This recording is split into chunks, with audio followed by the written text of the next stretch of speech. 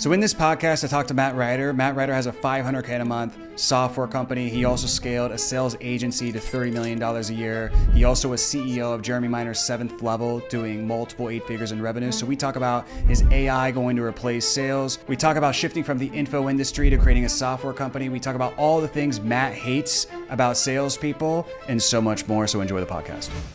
What was the sales process for selling sales training? So what I did is I would start off super vague, like, hey, how can I help? That's it, right? And then it was basically, I'd take them through a very simple process, but I would do timeouts. Whenever they like said something that like my sales radar went off, I'd go, role play timeout for a second. And then I'd go, what you just said there was this. Now my sales brain is seeing this. So what I'm going to ask you is this because I'm worried about this. Anyway, time in.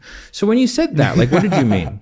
All right. And I would do that the whole way through. And then at the end, my pitch was, oh, so what do you think of the sales process? Like, how'd you go? Yeah, good. I go, would it surprise you if it was a script? They go, huh? And I go, hey, you want to see it? They go, yep. And I would share my screen and I would go, so remember when I asked this, I inflected this because you said this. And so I wanted to assert time frame a bit more. Right. So I did that. We actually teach that in the course. And so like I stopped your ability to give me this objection. They were like, oh, I was like, you see how I did that? And they go, yeah, you see, you can't give that to me anymore. They're like, yeah. And I would do that the whole way down.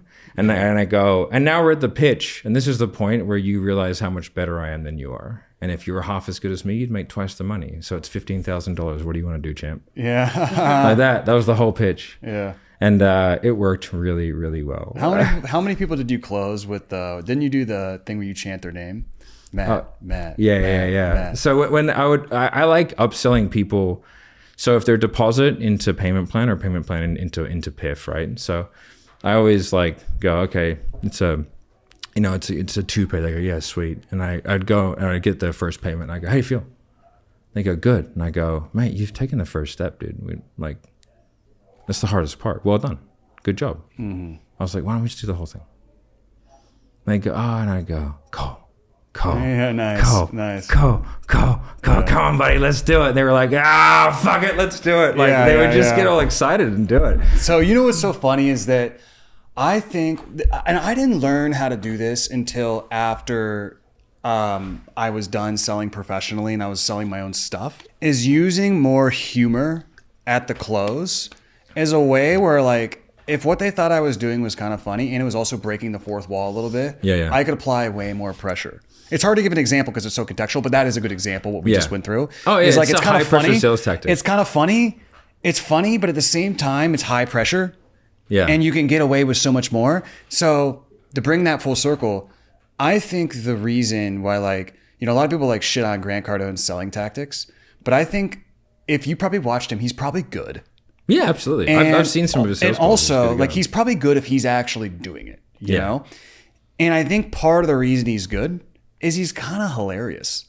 Yeah. And I think he can do this like high pressure stuff because it's like he makes it fun. Yeah. And when you make it fun, it's like when the fun meter goes up, the pressure meter can also go up. And you can get a lot more decisions quickly just because of the likability. And it's just like there's humor. It also diffuses the pressure. Yeah. So then there can be more pressure. It's literally like there's not a situation in the world though where that like you could be picking up chicks at a bar if you're funny. There's a reason why it's make them laugh, make them breakfast.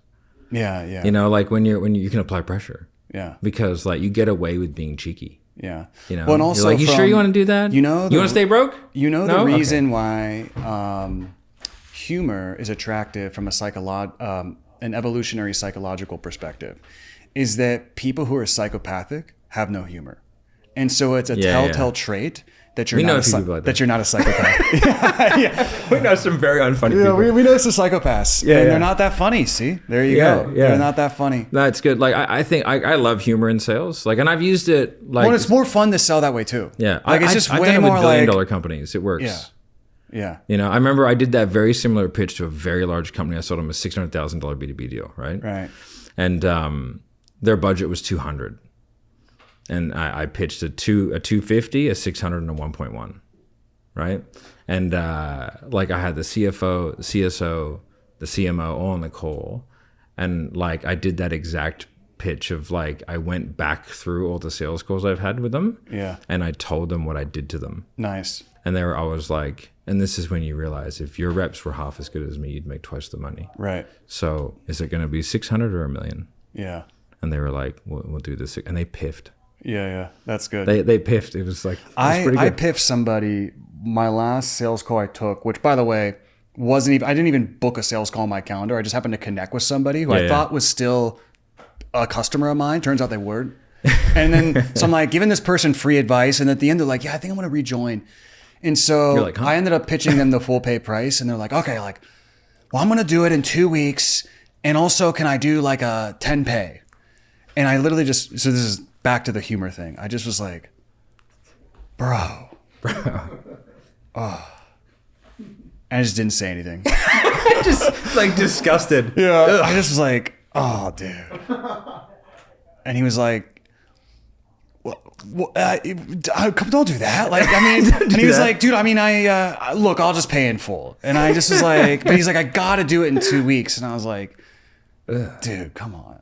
2 weeks. I was like, you're really going to do that? The timing thing to me right now? Yeah, like, that's so good. I was like, dude, that's just lame. Yeah. And he's just like, all right, we'll just do it now. All right. Just send me the details. But it's just, and so people listening, there's nothing like, don't do the bro close, the bro. Yeah, bro. Like, don't do, it's probably not going to work. You could bro tap. But in that specific, like I knew this person, I had a relationship with this person. Yeah. In that context, and also based on the there's certain things, like, you know how it is, where you do something on a sales call. Yeah. Where you're like, that worked, and I know why the psychology behind it worked. But please don't. But if somebody listened to that, and then like the next thing you know, you're reviewing somebody's call, and they're like, "Bro," and that guy's like, "What's like, are you a psycho? Like, what's going on?" Yeah, it's like you can't lose the context. But sometimes when you get very good, you can do stuff in the moment just because you understand the underlying psychology of it. Yeah, and it seems goofy, like that. That close, I wouldn't recommend people doing that. It's not a tactic. Yeah. It was just something that was funny in the moment to that particular person. Yeah, and like when you're good at something, you're allowed to break the rules. Yeah, but you have to learn the rules before you break the rules. Yeah. Like, I don't like the salespeople who are like, I've actually sold a lot of stuff. I've done 5 million in closing, so I think I can. I'm like, no, you can't. No. I was like, just follow what I teach. Yeah. And then you can do whatever the fuck you want. Yeah, and like, to be honest, I think every sales style works. It's just like the implementation of it. If you want to sell straight line or an EPQ or Cardone, I call it Cardone Smash. Because it's just a smash. You know what I mean? You got to have the humor, though. Yeah. The humor allows you to do the smash. And like, if you're like, I actually did a video on this a while ago, which was like how to pick a sales training based on your personality. Like, if you're a meek and meager person, don't do any EPQ, right? It's too neutral. If you're me, it's like the best sales style ever, because I was so... It reeled you back a little bit. Yeah, my old sales calls were like, what the fuck's wrong with you, dude? They're so intense, and so like that helped me out. But if you're a super like meek person, Cardones would be great, because like you need to be able to be assertive. Yeah, it forces assertion, right? And then you've got like, if you've never sold anything, like straight line's pretty good. It's like real simple. Yeah. Well, let me ask you about this, because I personally like to hire extremely assertive people. And then what I do is I just try to calm them the fuck down, because I would rather do that than try to hire somebody who's, as you put it, meek and passive. Yeah. And then try to make them have like a Tony Robbins breakthrough and roar like a lion. Like, I'm like, it's possible for me to do that, but like I feel like it's way more work than like you listen to a call and you're like, all right, buddy, like. Whew, you found the line. Like, yeah. That's the positive. I was like, the line was here. Yeah. And you went here, so you called him a cuck. We gotta drop that back. It's like, let's bring it down a little bit, and and I think you're gonna be okay. Like, let's book this one to a follow up, because this person had a board. Yeah. Okay. Like, they can't one call. They don't close. have a bad mindset. Yeah, but I like those people who are aggressive and assertive, because I can massage the edges. Yeah. Right. It is very difficult to bring somebody up to that. Yeah. Like. I trained some. I've trained some people in the past, and they're like really nice Canadian guys, right? And like, they can be good, but they need like, you need to go hang out with Andy Elliott for 2 weeks. Yes. 2 years in Dagestan. Yeah. Right. We make man of you. And like they have to do that, otherwise like it's just gonna hold them back. Like, if you never get a complaint as a sales rep, you're doing something wrong. You need to get complaints every now and then. Not a lot. Not a ton. Yeah. And like, all the best reps that I've ever had are guys that I've had to like pull in and go, hey, dude, like, we need to calm this down.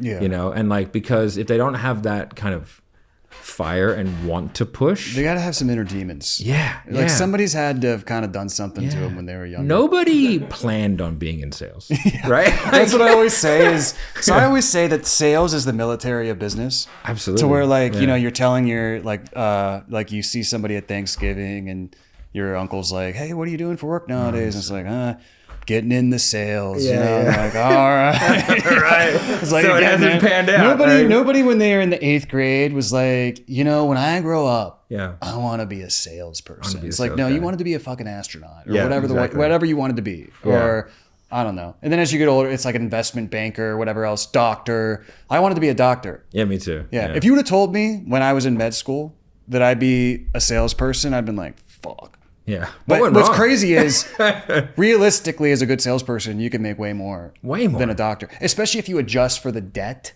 and also the average median pay. Like, obviously, if you're a fucking anesthesiologist, that's a little bit different. Yeah. But also, you're doing 10 years of school. I make more than anesthesiologist. You make more than anesthesiologist. You know, like. Well, also, sales is the fundamental skill of business because it's the only part of business where you actually exchange money. Yeah. So that's why so many people, like David Ogilvy, Mark Cuban, I mean, there's tons and tons of people started in door-to-door sales. Yeah. Is because it's a great fundamental way to learn psychology. And also, like, I don't know if you know this too, but even building Dialer, your software company, I feel like there's probably stuff you built into the product because you were also thinking, like when somebody hops on the sales call, like I know it's just going to make it so much fucking easier. And also you just kind of know the psychology of like what people buy. Yeah. I don't know if you feel I did a lot of that for the managers. I was like we have dispositions like the call outcome of like call ended in less than 30 seconds. Call ended in less than 2 minutes. Call, you know what I mean? Offer and decline, offer and accept. Right? So it's like, because like if I want to, we got hired at 7th level to fix this this big dental implant company. And they wanted us to do all this stuff, right? And I was like, yeah, sweet. And then I actually got in there and I was like, none of those things that you think are problems, but your openers suck. And so I just go, hey, let me just spend a week with the Outbound team. And all I did was fix their openers. And they ended up with like a 50% increase in conversation. Well, dude, and that's all they needed. If you're looking for a mastermind to take your business to 10 million a year plus, then you want to check out our 8-figure border mastermind. So after doing 100 million in total cash collected for my own companies, I've created a mastermind where I really pull back the curtain and show you exactly how I've done it. So I not only share with you what's working for us across marketing, sales, fulfillment, operations, finance for all of our different companies. At the same time, you can network with some of the top people in the industry and also listen to world-class speakers like Patrick Bet-David, Dean Graziosi, Neil Patel, Tom Bailu, and many, many others. So if you're interested, check out the link in the description and get more info. Setter teams with bad openers make me want to shoot myself in my face. Yeah. Because it's literally, dude, you say the same 30 seconds every fucking call. Identically. Yeah.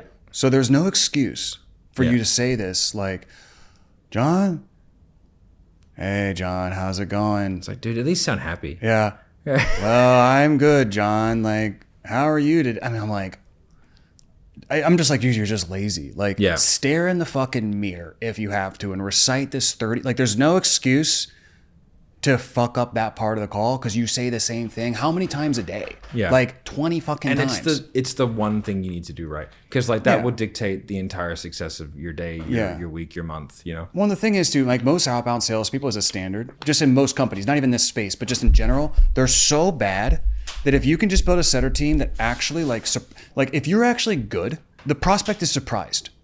Yeah. And like you're going to have a great show rate and probably almost a great purchase rate. Because the prospect is literally just surprised that this person was able to call them, sound like a competent, articulate human being, give them one insight that they hadn't thought about before on their problem or business or whatever. Yeah. And then just book them in a very smooth way. Like a lot of our customers buy because they're just like, yeah, like we want setters and your setter called me and I want that. And I'm like, all right, well, great. You know, easy as that. That's nice. It's quite funny. Like people get all hung up around like Google Voice and like the Apple thing. Yeah. And like, but I listen to the messages that they leave, right? And they're like, hey, John, this is Matt. It's like, I don't want to speak to you either. Do you know what I mean? Well, also, like, dude, most setters just hit the Google Voice and they just hang up. Yeah. They're like, oh, this lead's not going to answer. Yeah. But what's your tactic for that? You told me the other day. Yeah. You just go, hey, Cole, it's... You don't say the name? No. It's so intriguing that they pick up. Dude, that's so good. Like, you have good stuff like that. It's every like, time. It's so funny how when you've done this long enough, I do the same. I have little things like that too, where you just know little psychological things that'll hook people. Yep. You know, it's just from doing it. Yeah, I was just like, I wonder if this works. So I called up a couple guys that like I know that are on it, and I was like, can you just like let me just try this, like let me know. And like within like an hour, they're like, holy crap, dude, that works so well. And then I put it up on Facebook. I was like, I was like, hey, do this. And then the comments were just like, I just did it. It worked. It worked. It worked. It worked. It worked. I was like, yeah, it works. Yeah. It's just psychology. Like, because you've been cut off and they're like, when you use just as well, like, hey, it's just. Yeah. Like, and the just is like implied familiarity, you know? And then the fact that it got cut off, they're like, oh, who is that? Yeah. And like, you just. It must be important. It's just it's an probably my earworm. lawyer. Yeah, it's a brainworm. Like, I got to know who that was. Yeah. You know, and it's just like, I'm selling you stuff. Right? I know. Do you have any other good stuff like that off the top of your head? Not to put you on the spot. No. Like, I think from an opener perspective, like the number one thing is I don't even care what you say. Like, I think if you're really good, you get away with saying like, "What's going on, fuckbag? How are you?" Like, you can say anything, right? But you need to sound happy and that you enjoy your job. Yeah. That is the tone. I think that what happened when like NEPQ came in is like people take things really literally, right? Yeah. And so they're like, "I'll be leaned out." Mate, if you call me and be like, "Hey, Matt, what's going on?" Be like, "What do you want, dude?" Yeah. Like, why are you calling me? But if you're like, "Hey, Matt, yeah, hey, dude, what's going on, man? It's just Matt from XYZ. You know, so that you asked us to give you a call about this. How are you?" Like, I just sound happy, good to go. Like, that's going to be like, "Oh yeah, good, man. Like, what's going on?" Yeah. You know, and because if you get told I'm busy a lot, like, "Oh, hey, I'm busy. Can you call me back?" Like, they're not busy. They picked up an unknown number. Exactly. You ever been busy and picked up an unknown number? No, you never have. And dude, it's so funny because so many objections salespeople get.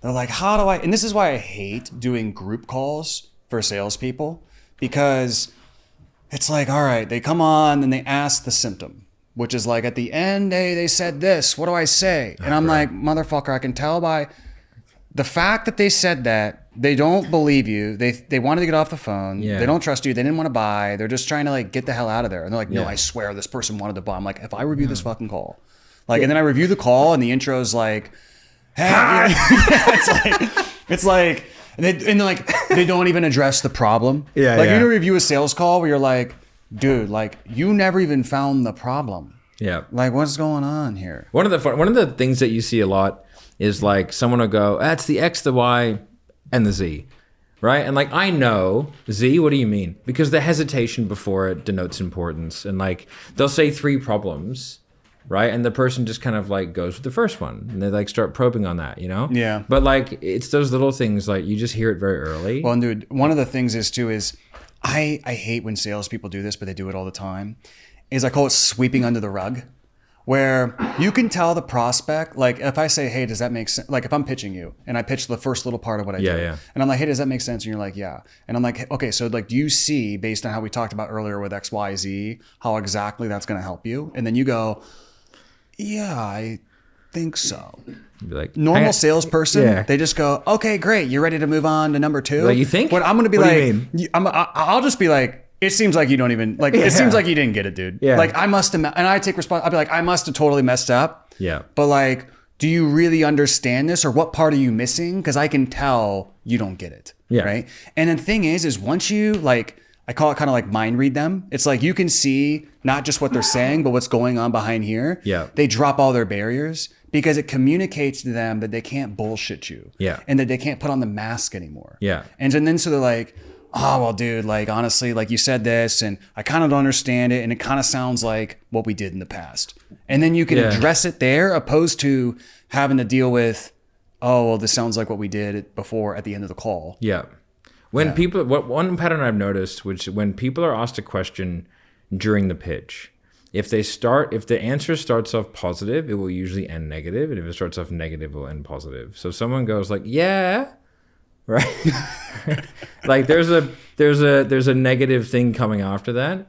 So like, you know, if I'm objection handling, I would like go, why is that? Right? Like I would like, don't let them finish the thought because people think and speak in real time. I'm not like constructing the thought, planning it out and then saying it. It's all in real time. So you can interrupt thought process before it resolves, right? But if someone's like, oh, it's pretty expensive, like just let them talk. If you probe on that, you're now just solidifying that it's expensive. Yes. And they're going to justify their thought. Yeah. Right? If they go, oh yeah, like, yeah. And you go, why yes? They go, well, then they have to justify the thought, right? So they have to kind of dig in on the positive. And so you're leading them down the conversational track that builds the most consistency in the direction that you want. Yeah. Yeah. And so it's just like, generally speaking, in those sort of like either pitch or post-pitch questions, if it starts off positive, it's going to be like, if not, it's like, yeah, dude, awesome. Like you can tell, but you can always tell when there's a but coming. It like trails off. Yeah. I'll just be like, well, the funny one too is where you ask a question. So like one of the most common, and this will sound so basic, but especially at the end, even before the investment or even after you drop the investment, the most fundamental question I always ask on every sales call, I teach my salespeople to say the same thing, is like they'll bring up a concern or objection and be like, hey, no problem, we can totally talk about that, or not an issue. First, let's just answer the most important question. Do you think this is going to work? It is like, the most important what your thing. goal is this. Do you think that this is what you need to get to this? And it will 100% work. And I use that phrase 100%. I want to make it seem like a very hard thing to say yes to. It's very definitive. Because like none of these objections matter if they don't think it's going to fucking work. Yeah. Right. So we have to establish that first. Yeah. And then once that's established, objections turn into logistics. Yeah. Because then we're just kind of navigating how to do the close. But then you know what happens is the prospect it's like, do you think this is going to work? And they go, and then they won't even say a word. They'll just be like, and we'll be like, okay, so you don't think it's going to work. Yeah. So, and I'll be like, and that's okay. I probably didn't explain everything the right way. Yeah. But like, tell me what specifically is Yeah. keeping you from being 100% certain that this is what you need. Because I have people like you doing X, Y, and Z, doing way bigger numbers, and this is what they did. So I know it works. But for it to work, you have to believe it works. So what's specifically holding you back? Yeah. Right? And then that creates a two-way track, because if they can't name it, then you coach them on the fact that, hey, I think it's just a little bit of nerves, right? Do you want me to give you some coaching on that? If they can name it, then it's just like a product question. Yeah. And you can answer it. Either way, they're in a position where they require the information from you. You know what I mean? So like there's that inherent, like if they're going to receive the information and it's trusting, and it's like the fact that they don't even know is actually solidifying the fact they need it. Yeah, exactly. And, so, but what's really interesting is like, the wording of what you said is so basic but so important, because what you're not doing is actually asking about the transaction event. Because I see I do a similar, right, with money. I go, money aside, do you feel like this could be the answer, right? And it's the same thing. It's like, is this going to work? Yes. Right? What I'm not saying is, would you do it? No. It's what I see a lot of like these young sales coaches, and they get that wrong. Like when you're in objection handling or looking at concerns, if you push them towards a transaction event, like you actually have to remove it's the resistance. transaction. Yes. Like well, the key is you have to remove product from method. Yes. Right? And so it's like, Jordan Belfort talks about this. This is the only thing I really got out of his book, is he talks like his objection looping is like, hey, but what do you think about the idea? Right. And that's kind of how you want to think about this, is like, if I'm trying to, let's say I've had agency, a done for you service, and my big thing is an automated webinar or whatever. Right. I don't want to be like, would you do it with us? Right. What I want to do is I want to try to sell them on the idea that automated webinars are like the greatest or whatever. Yeah, it's Brunson's pitch. So it's like you keep kind of trying to loop back on the thesis. But because when you separate that, I'm like, hey, do you think this method is what you need? Yeah. Irrespective of if you work with us, because I know this is what you need to do, even if you do it with somebody else. But what I need to know from you is like, do you think this methodology is what you need to get to outcome? Right? Because if they don't believe that, nothing else matters. And then it's just you have the idea. Is the way that we put it together make sense? Yeah. Do you feel like that would work? Mm-hmm. Okay, cool. So when do you want to start like actually doing the thing that you know will work? Yes. Do you want to do it later? You could do it later. Yeah. I've seen less successful people do it that way. Yeah. But I think there's an impatience, which leads to much longer calls, because people are trying to like cut to the end. It's like, but you can't. Well, you just gotta have a little bit of patience. Let's get the principles right. You know what kills me too is that salespeople, they're usually really good. Like even good salespeople, like let's call them B pluses. They're good. Like they have a framework for how they intro the call, rapport frame, whatever. They have a dialed framework for discovery. Yeah. Their pitch is good. It's a dialed system. So it's like, if you look at the sales process, it's like intro, system, disco, system, transition and pitch. They're following a system. They get to objections, no fucking system. Yeah. And so what happens is they get to the end and it's just like I hope they fucking buy, and I'm just winging it. And so I try to like, it's like you got to have like a way of thinking and a philosophy and a framework and a system to fall back on with the objections. Because when I get into objections, for me, I have the same energy almost as discovery. Yeah. Which like nobody's nervous in fucking discovery, you know? But like in objections, you see it in the salesperson's face. It's like their throat comes up, they get flush. And it's because they're just fucking winging it and they have no system to fall back on. Yeah. Whereas for me, like I set my anchor as I'm not going to pitch the price and they close. I'm going to pitch the price. I'm going to deal with 15 minutes of whatever the hell they're going to say, and then they're going to buy. So I view it as part of the process with a system and with a process. Concerns are inevitable and completely reasonable. Yeah.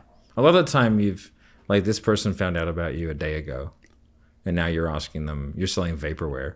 You're selling access to information which they may or may not use to get a result in which they may or may not be capable of achieving. Like there's a lot of variables in there, especially like with the high ticket space. That's why it's like it is a very difficult form of sales. Now, the added thing is that you have ROI, which is like why I think fitness is like the fucking that's the playground of the beast. The beast. Right? Well, many come from the fitness space of the best closers. Yeah. What do you think the archetype are of like we talked about assertiveness. What's the archetype if you had to hire salespeople? Just not necessarily for Dialer, but just in general for the high ticket industry. What do you look for with A players, the superstars?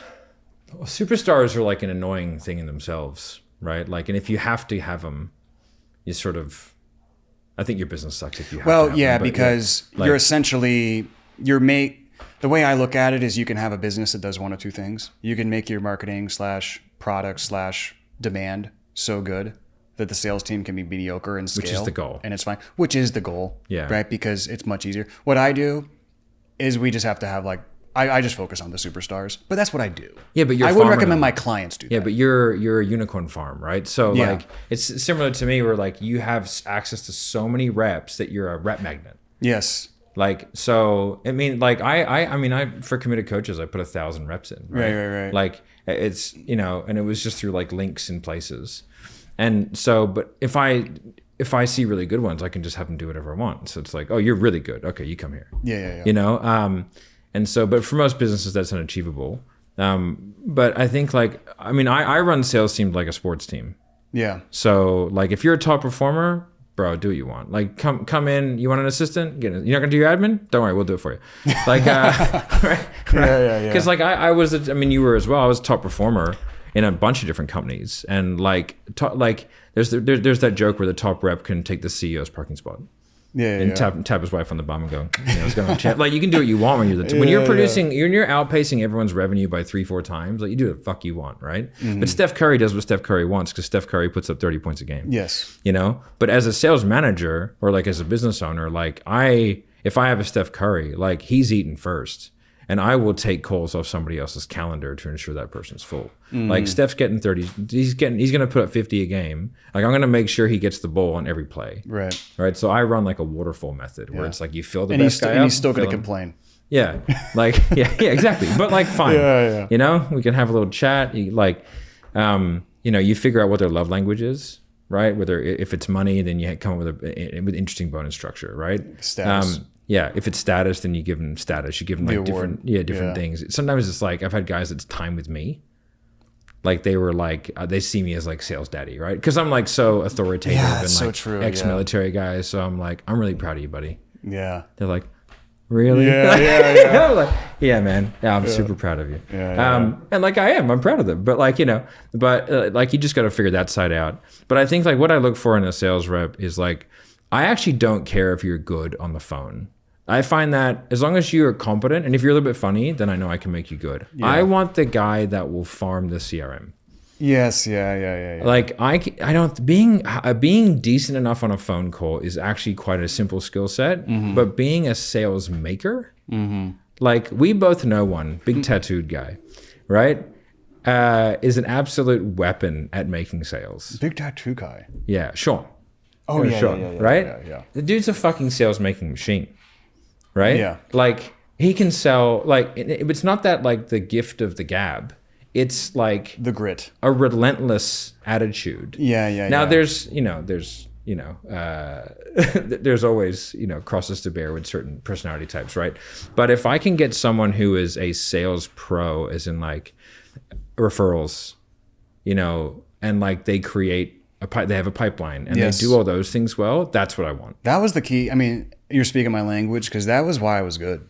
Yeah. You know, so in my best performing month ever as a professional salesperson, I had as many outbound dials as I was second place on outbound dials of the entire outbound team. Yeah, yeah. And I was first place on closers, and I had 6 calls a day. So with 6 inbound calls a day, I was making more dials than everybody except the very top setter. Yeah. And on top of that, I had a pipeline. Like what one of the setters said to me is like, I love giving people to you. I give my best people to you because I literally know you do not lose people.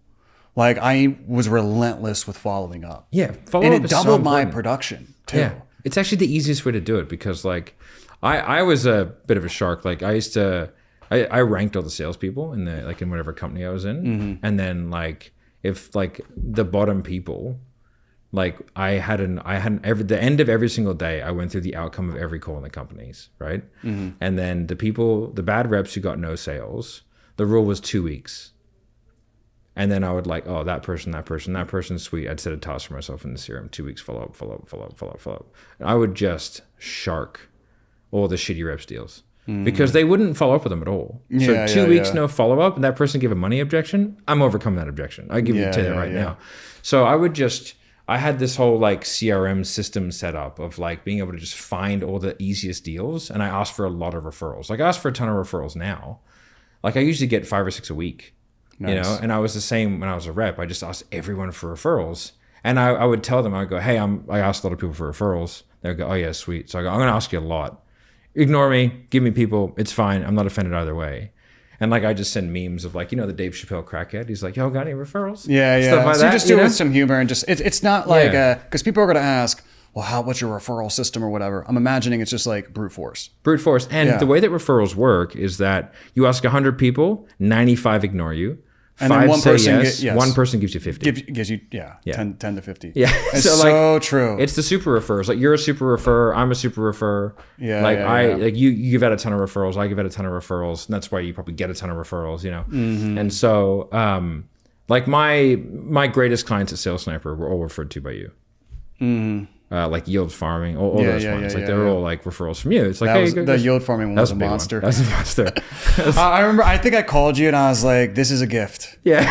This is a gift, but I Thanks, bit sir. off more than I could chew. Yeah. Which was honestly the right move it was the right move because my 2 businesses were scaling at the most rapid. That was the year where we went from basically 200K a month to 2.5 million a month in a 12 months time span. That's crazy, man. And so what was I doing trying to start a third business during that? Yeah. So we got like 3 weeks away from launch and I was like, guys, I'm not doing this. And they were fucking pissed. And I was like, but I'll refer you to Matt. Yeah. And he'll take care of you. And then they were happy when they were doing 3 million a month. Yeah. Within whatever. They sent me like a wire of like 100 or 200 grand just randomly. They're like, what's your bank account information? They're like, we're making so much money. We just wanted to give you this. Yeah. I was like, thank you. Thank you. Yeah. We I went was like, I will not return it. In 6 months, we went from 0 to 3 mil. Yeah, I know. It was that offer was wild. So many crypto info offers have been inspired from that offer. Yeah. Like everybody who's a crypto client of mine knows what that offer was. I remember I don't know if I say the owner, I won't say his name, but I remember I was on a Zoom call with him and he goes, Matthew? He called me Matthew for some reason. I was like, yes. And he goes, I made an egregious amount of money. I was like, fact, right? Yeah. And then he has a private chef come in and he goes again and he goes, do you have a private chef? And I go, no, I don't. And he goes, you should really consider getting one. Yeah. I was like, you are so magically out of touch. The best part about them is that their LLC was called John Holdings. Mr. Money Printer. Yeah. I remember watching the VSO going, this could be a problem. In a funny way, though, they almost ran it in the perfect way where they made a ton of money and then they just shut it down. Yeah. They're just like, we're done. It was actually a really good program. I went through it and I remember watching the program and like the owner of it and he was like showing how to do it and it was with $500,000. He was just fucking around with it. Oh yeah, like a test account. Yeah, with $500,000 just going back. I was like, oh, that's fun. Yeah, it was pretty funny. It was a good account though. But yeah, we scaled it really quick. It was, and I remember we started off and I kept upping the price and talking about that price conversation because the close rate was so high. I was like, we started off at 7, and then I was like, I went to 8, and then I was like 8, 5, 9, 9, 5, 10, 12, 13, 15, 18, 20, 22, It was like 25. 25K, Yeah. I just kept bumping You it. can scale really fast if you can sell consumers 25 grand. Yeah. You can also go to jail. Oh, yeah. Yeah. Yeah, no, So you for should sure. watch out for that. Not you personally. I'm just talking rhetorically. Yeah, consumer stuff, you don't want to go too high. Like, I'm not a big fan of debt. I don't like, I've never personally sold a finance I'm not deal. a big fan of it either. I mean, B2B, well, we use Split It, which isn't really debt because it just is a hold on their credit card. Yeah, which is fine. It just is like better payment terms for them. Yeah. Which I don't know if you've looked into Split It. They make tons of money. But the big moat is you have to have millions and millions of liquidity to be able to operate the operation. But they basically have no risk with the financing. Like you can't really default. Yeah. Because it's a hold on your credit card and you can only get the loan if it's a hold on your credit card. And then they take 11 to 20% of the fees or whatever. So that's pure cash. All they got to do is have a big float, like a float cash type of thing. The one that I just don't like, consumers buying. I mean, the U.S. is a different market because, like in Australia, like you can't. Like, I mean, I remember I was buying airplane tickets and it was like, "Do you want to Klarna that?" And I was like, "For real?" Yeah. Well, I that's was U.S. like, culture. We're paying tickets we're, now. We're a credit culture. Yeah. And This is why people I think it's not going to be good long term. No, it's definitely not. I remember I was doing a sales training the other week, and they're like, "These leads just won't buy." I was like, "That's fucking bullshit." They're like, "They just don't have money." I was like, "Bro, have you ever been to a Louis Vuitton? Yeah. Do you know how many broke fucking people are in there buying shit?" I was like, I go, in the United States of America, how much money you have has no bearing on what you'll buy.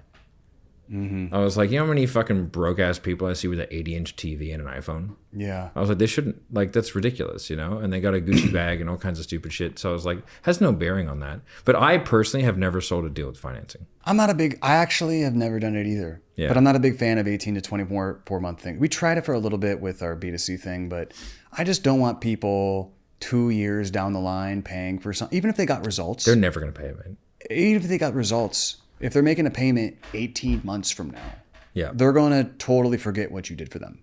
And they're just going to be like, I hate that person. Yeah. And every payment reminds them that they hate you. Yeah. And I'm just not a fan. I remember at 7th, I never let more than about 15% of the revenue come from Yeah, financing. that's a good ratio. Some people are like 70 to 80%. It's just like as a sales rep, the thing that I don't get is that I could do all the good work, but if I sell it based off the necessity of finance and I sell it based off that, which a lot of them just go straight to financing, right? Which means you can't objection handle. But it means that like there is an anomalous company that dictates whether I make the sale. And like a lot of them don't even know. I remember having this conversation with a guy. He's like, "No, we need financing." And I go, "What are the parameters that the financing company is using in order to dictate whether someone gets it?" He was like, "I don't know." And I was like, "That doesn't terrify you? The fact that you don't know?" I was like, "I know."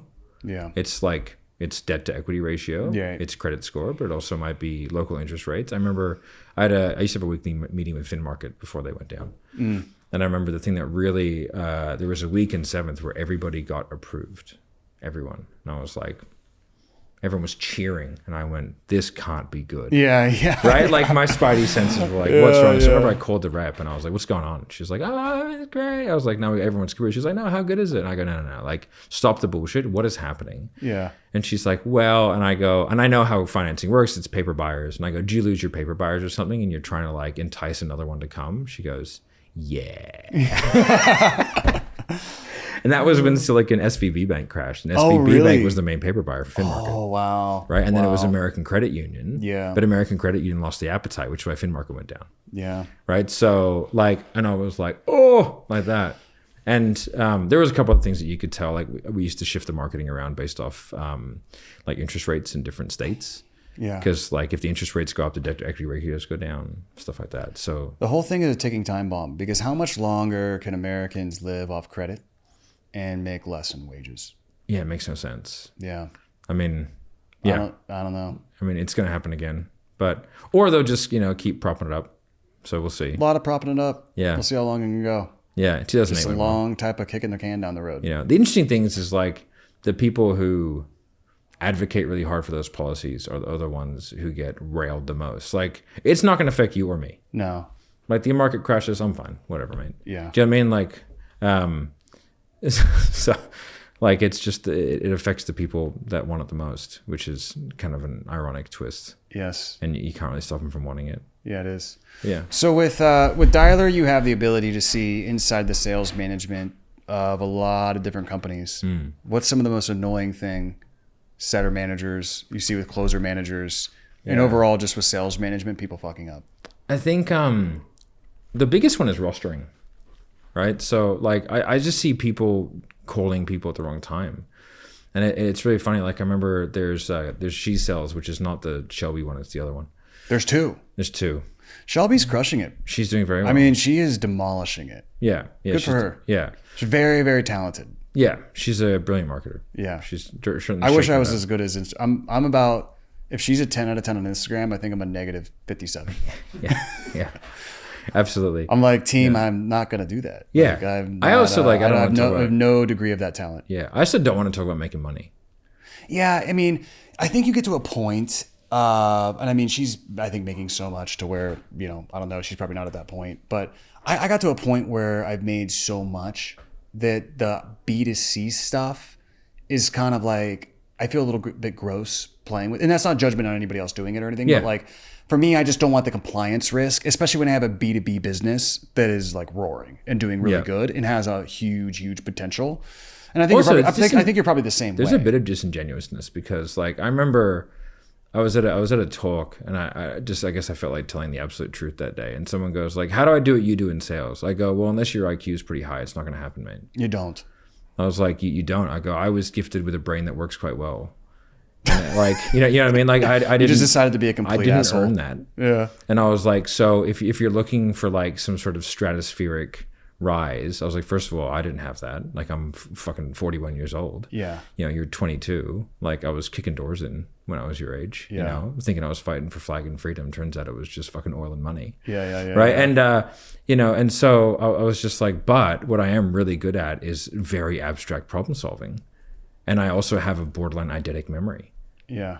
Like I remember every conversation I've had to like a very accurate degree. So when it comes to sales, I didn't find it that difficult. Do you know what I mean? So I was like, but like I wasn't that good at it in terms of like the interactions with people, but I remembered the whole conversation perfectly. So like that's huge. The recall, it makes it easy, right? It makes it, like, you can learn, and I can learn fast. And so I was like, there is an element of like, you can become, like, because he was asking about becoming like extremely good. And I was like, you can become really good. I was like, but if you want to be like extremely good, there is just a straight up IQ barrier, which is the same as everything. Like if you want to be the best surgeon on the planet or whatever, like there's a barrier, right? I would push back and say, I mean, well, I don't know. I mean, you don't need to be that good. I just think that the bar, like if somebody really, because like when I really committed to sales and got really good, I just took, because I wanted to be an entrepreneur, I wanted to be a business owner. But let me ask you, did you develop yourself? Yes. So did I. Yeah. Yeah. Do you know how like... That's rare. Yeah. It is rare. I don't know. Maybe it's also the best way to do it. Maybe there's not a lot of people like us, but I just think that if somebody takes the right obsessive mentality to it that's necessary, like I had, that like so many people don't have that mentality. They have the 9-to-5 mentality that you can become so extraordinarily good. Just by the nature of your competition is not. I agree with that, but there comes, I think there's like, you can get really, really good. But like, if you want to be like stratospherically, like you can close at 80%, you can walk into any offer and close it. Like just the thought speed required. You have to have high processing power, yes. Yeah. So like, you know, but you can be really average intelligence, you can be really good at sales. Like it's not actually that difficult of a skill set. And you can be a super high performer because of all the farming you can do, the outbound. That's not IQ. That's just grit. That's just willing to do the work, right? And when you have both of those things where you're very good on the phone and you're very good at the pipeline, that's when you become like very extraordinarily good. Yeah. Back to the sales management. So you're saying She Sells, there's 2 She Sells. Yeah. So anyway, but they were calling a lot of people like 3 p.m. And I was like, hey man, I remember I called, because I know them really well. I was like, hey, I just had to look at some stuff. And I was like, why are you calling people at like 3 p.m. in the afternoon? I was like, you have old chicks, right? They're like, yeah. I was like, you have a lot of moms? Like, yeah. I was like, what are they doing at 3 p.m., dude? They're picking up their kids from school. Well, why are you calling them? 3 to 5 is useless. Even 3 to 6 for you is probably useless. You need to do like 9 to 12, right? And then you need to do like 7 to 9. Yeah. Right? And I was like, you need to pick those very carefully because like, I was like, let me guess, you have a giant no-show rate from 3 to 5? They're like, yeah, we do. I was like, yeah, man, of course. Stop booking sales calls during that time. Like, And this is also a female closer offer thing? yeah, And they named it the exact same. yeah, at the same time. So I think they're suing each other. They both don't want to change it then. No. Yeah, that's annoying though. Because it's like the prospects are probably thinking they're talking to the same Oh company. yeah, it's a real problem for both. That's of them, for crazy. sure. And they're both doing really well. Really? Who's the other person? There's Shelby and there's Brooke. Yeah, Brooke Triplet. I've never even. Yeah, it's more Aussie. You want to hear a crazy story? Do you know who Shelby Church is? She's like singer? an Airbnb YouTuber. Oh no, girl. No. I thought Shelby Sapp and Shelby Church are the same person.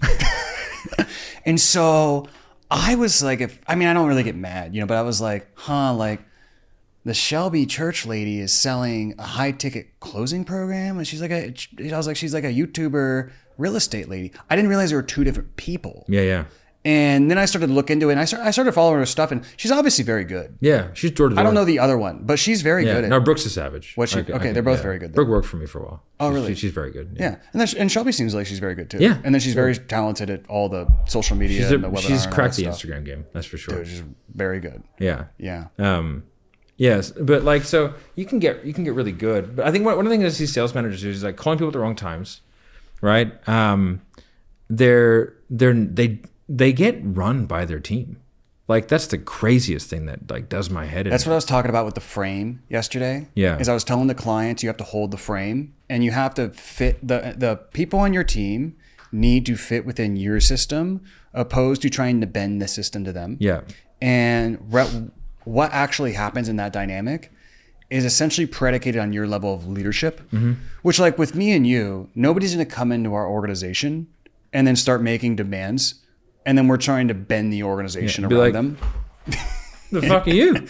Well, they wouldn't even try. Yeah. Because like when there's very strong leadership and strong boundaries and expectations, and like you're very good at this, is like when people know where they stand with you, it actually makes them feel safe. And then sort of like, okay, I'm going to follow the system.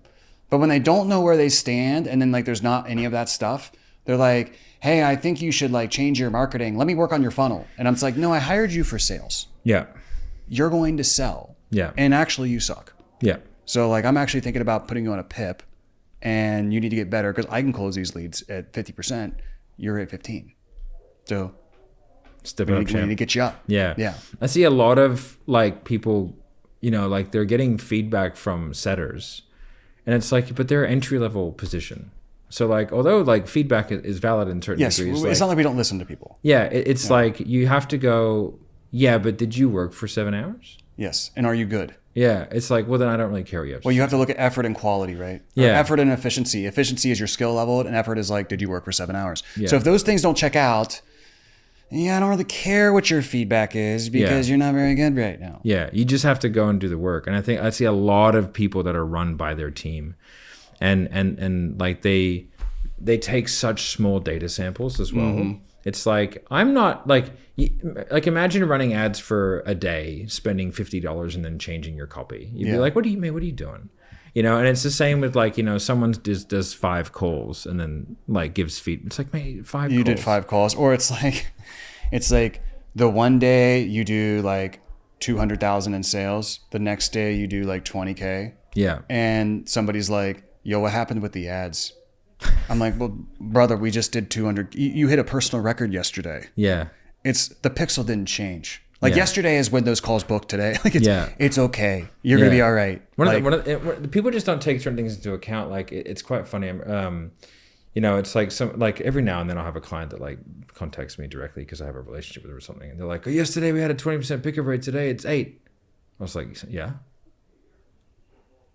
They're like, well, like what's going on wrong? I was like, what do you mean, mate? What's going on wrong? I was like, call me in 2 weeks. Yeah, call me. Like, what are you talking about, mate? Like, what if people are just busy today? There's like, there's regression to the mean. What are we doing? It's like you have to understand, and that's what a lot of business owners, salespeople, et cetera, mess up is there's regression to the mean. Like performance doesn't happen like this. Nothing in life happens like this. No. It happens like this in a trend.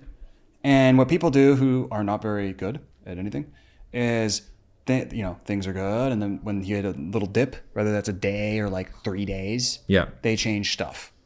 And then they actually, they make their trend line lower because they changed a bunch of stuff at the bottom when everything was actually fine. Yep. And then you're like, then you have to have a conversation of like, why did you change all this stuff? Okay, great. Like a lot of my coaching conversations, I'm sure you've had this too, is where I'll be like, okay, so you were doing good 3 months ago. Now things aren't good. What were you doing 3 months ago? Oh, I was doing all of this stuff. Are you doing any of that stuff now? No. Okay. Go back to doing that stuff. Talk to me in 2 months or talk to me in a month, you know? Compounding changes, especially in sales. Like when you change a sales script, you better know what you're doing. Yes. Because the variability of the newness of it is a huge issue. And so like if I come into a sales team, like the last thing I would do is touch their script. Yeah. Right. It's like, let me fix all the process stuff around it that like is going to like marketing, sales ops, etc. Yeah. Like, you know, and you know what I do is because I agree. Yeah. So if I train a random sales team, I basically will not really touch their script, even though it sucks. Yeah. I'll just go, since they have no, like I talked about before, since they have no process for how to handle objections, period. Yeah. Objections. I'll just like act, and I know that's like not really the most, like you have to do the things right on the front end or you're never going to make the sale on the back end. Like that is true. But also like there's no downside in me just telling them how to handle the objections and actually give them the right thing. Like there's no cost of change there. Yep. So that's where I'll focus. And then you're right on the sales upside. Yeah. That's exactly what I do. Cause like if you touch anything at the beginning, there's a cascading effect, which now affects everything. So it's like you can't change the openers in the beginning because like at least it's a variable that you understand. Yeah. And so like when I was a sniper, like my decision making, my problem solving process is the same for everything, right?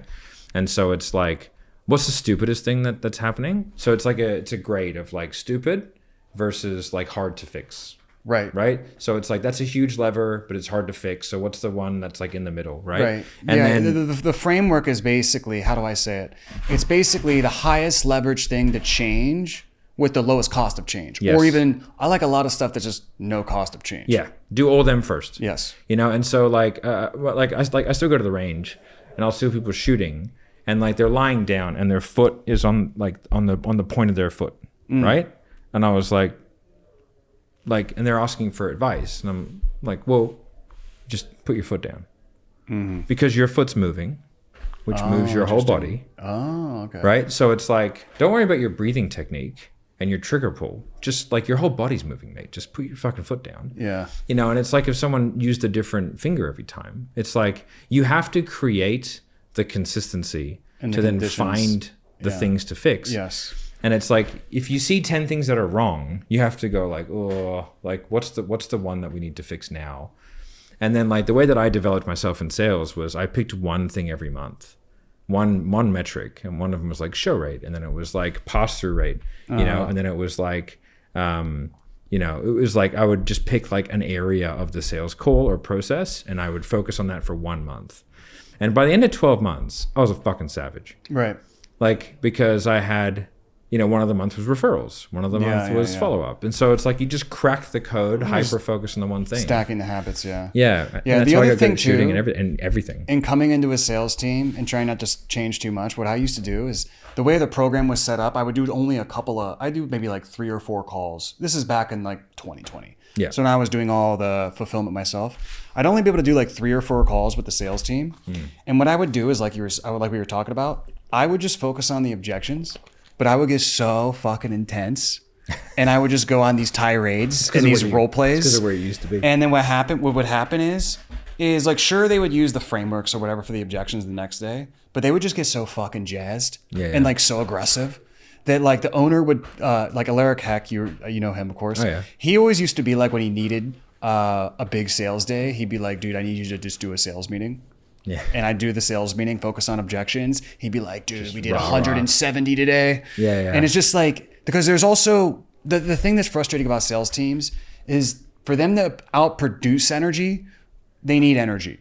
Like they have to kind of be inspired. Yeah. And I'm not saying like the woo-woo way. It's like, if we have a very good, intense, and that's why I like doing the objections, because naturally it's just so much more intense of a training. Then discovery is kind of like, it even puts me to sleep, dude. I'm kind of like, all right, this is fucking boring.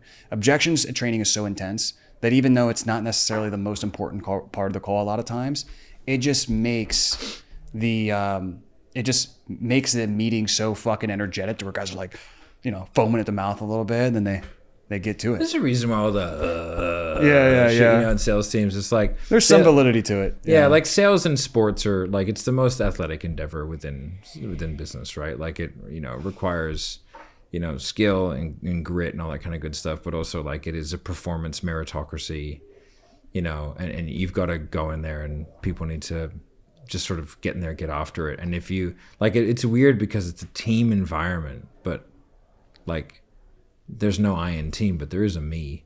Yeah.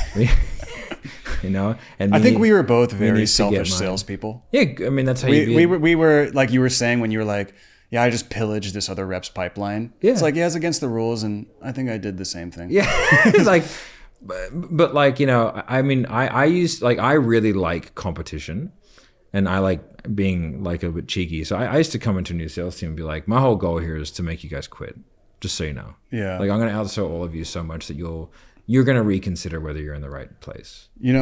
Funny, Josh Johnson, right? Yeah. So he can corroborate this story, but this is how much of an ass I was. So when we sold for Traffic and Funnels, Taylor Welch used to do one of those 2-step posts in the Facebook group. Yeah. And it would get like 1,000 comments. And so I figured out the cadence of when he was doing those. And so I would wake up at 4 a.m. when he would do it, and I would take all the leads. Yeah. All 1,000. Hell yeah. And then all the setters, which that was like their main lead flow, they had no leads. And I also had 6 calls a day, but I just took all the leads. Yeah. And it was just like, was it the best for the company? Probably not. But you're not the company. It was the best for me. Yeah. I remember I was when I was in sniper course, I remember we had this sergeant, Griff is his name. And he goes, listen, snipers are supposed to be sneaky. If you don't cheat on this course, you are not trying. But if I fucking catch you cheating, I will crucify you. That's good. Right? And so like I tell the sales team, like, if you're not cheating, boys, you're not trying. Like you should be trying to cheat everything. You should be trying to find the angles, because like cunning is a fantastic attribute for a sales rep, right? Like you just don't want to get fed by daddy. Like you want to figure out the angles, bro. What really good salespeople do too. I was telling my sales team this. This isn't what I don't mean by this, because people are going to misconstrue it the wrong way. I'm not saying you pitch somebody something that you can't help them with, but I'm like, guys, like sometimes, as long as it's within the box of what we can help people with, it's like you just got to make up the fucking pitch. I was like, you just make it the fuck up. Yeah. It's where literally like we have like templated pitches for different kind of problem tracks. Yeah. But I'm like, guys, like sometimes you take the pillars from this one and you swap it with this one over here, and then we call it a floating pillar structure if you want a more compliant. Oh, there you go. Yeah. And I was like, sometimes guys, I just make it the fuck up. Yeah. Like I just make it up. I mean, granted, I can fulfill on it. I know I can do it. Yeah. But it's just the pitch. So it's like you can just customize it on the fly. But that's how like when I sold, nobody taught me that. I just naturally was kind of a corner cutter, Yeah. And so like many good salespeople. And so I just started doing it. And I just would make up these pillars. And I knew we could fulfill on it, but I would make up fancy names for them. Be like, this is our process for this. Yeah, it's fantastic. Yeah. That's what I did. Got some SOPs and synergies. Yeah. Just making up fucking words. Yeah. I would be like, I would sell stuff not on the menu. Yep. I'd be like, the very first thing the first thing you're going to do is get on a call with our client success director. And if my sales team's listening to this, you can't do this, by the way. Yeah. But what I would do is I'd be like, you're going to get on a call with our client success director to kick it off, because they're going to teach you the entire fulfillment system. Yeah. Cole's going to get on a call with you $800,000 a month business. and they'd be like, I didn't think we did that. We don't. We don't. But for you, and I would also sell myself to where I would just sell like trainings with their sales team if they just bought. I'd be like, look, if you just buy right now, I'll just do a training with your sales team. Yeah, that works. And then I'd do the pitch where, if they were half as good as me, how good do you think they'd be doing? Yeah. And then now, it's like next thing, I'm somehow doing fulfillment, but it works. You just got to be creative like that. Yeah, and as long as you don't overstretch yourself and promise things that you can't deliver on. Yeah. But like, I think so many, I kind of describe it as like there's two types of sales reps, and like if you look at a lion, there's one lion in a zoo, and he still gets up, he looks great, and he roars in the morning, rah, like that. But if daddy doesn't feed him a steak, he dies. Yeah. And then there's the lion in the wild that actually goes out, hunts. Yeah. You know what I mean? And so it's like, I go from a mentality standpoint, like I've kids, and so I'm like having some blue-haired dude in the marketing department be have me be fully dependent on them for money is terrifying. right? Some like I don't work in companies with blue hair. Yeah, but like, you know, the marketing guys are always a little bit odd. You know what I mean? Yeah. And so it's like, like relying on that when you have access to like, especially someone like you. Yeah. I mean, there's so many areas that you can, so many pools and spheres of influence that you can get to find deals. I mean, if you're not making a deal a week from text messaging, like, what are you doing? You know, so like that is all that stuff was just like, I want to have like safety and security. And a lot of that comes from the fact like my dad lost everything in 2008. Right. Yeah. And like he only had one really big client, which is Motorola, and they went a different way. And so I was like, oh, a single channel, single business, like you got to have diversification. Oh, it's interesting. So you were the sales guy on multiple offers? Yeah. Yeah. I never went through that phase. Yeah. So well, like I did multiple time zones. I think the evolution of a sales rep is, I mean, you know, the natural, maybe you're a setter, then you're a better setter, then you're a closer, then you go on. Then, you know, you kind of like up level offers till you're on a good team. And then eventually, I don't think it's as common now as it was back probably when you were doing it, but there you can do multiple offers at once if you're creative with it, and then also negotiate your own commissions. I did that. Yeah. And then there's also sales management, fractional, doing that. And then there's kind of, I kind of stopped at maxing out at TF. Yeah. But I did that because, I mean, there's a real high volume. I didn't know you. Like when I quit, it was before I knew you. I didn't know Jared. I didn't know anybody else that was making more money than me at the time, which I'm sure they were out there. And so for me, I just got into coaching it because I was like, I don't really know how to make more than I was making. Yeah. You know, like the only other person I knew who was like good that I could learn from was Hormozy at Gym Launch, but I looked at their comps and it wasn't very good. So I was like, I don't want to do that. Yeah. Yeah. I did, like I did, because I'm in Australia.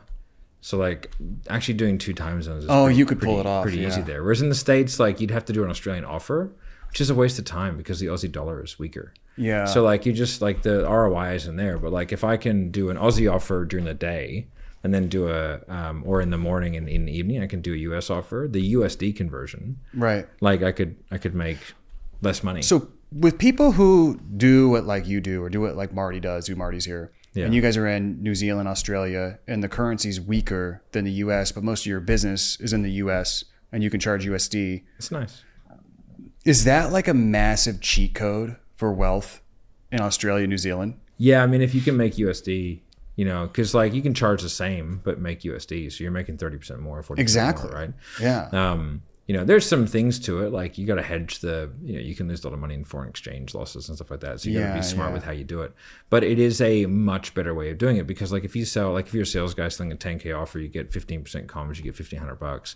You get $1,500 or $2,500. Right. So like I'm making $2,500. Now Australia has a higher cost of living, but you know what I mean. Like, but it's not 30% higher. No, it's not. And so like you can.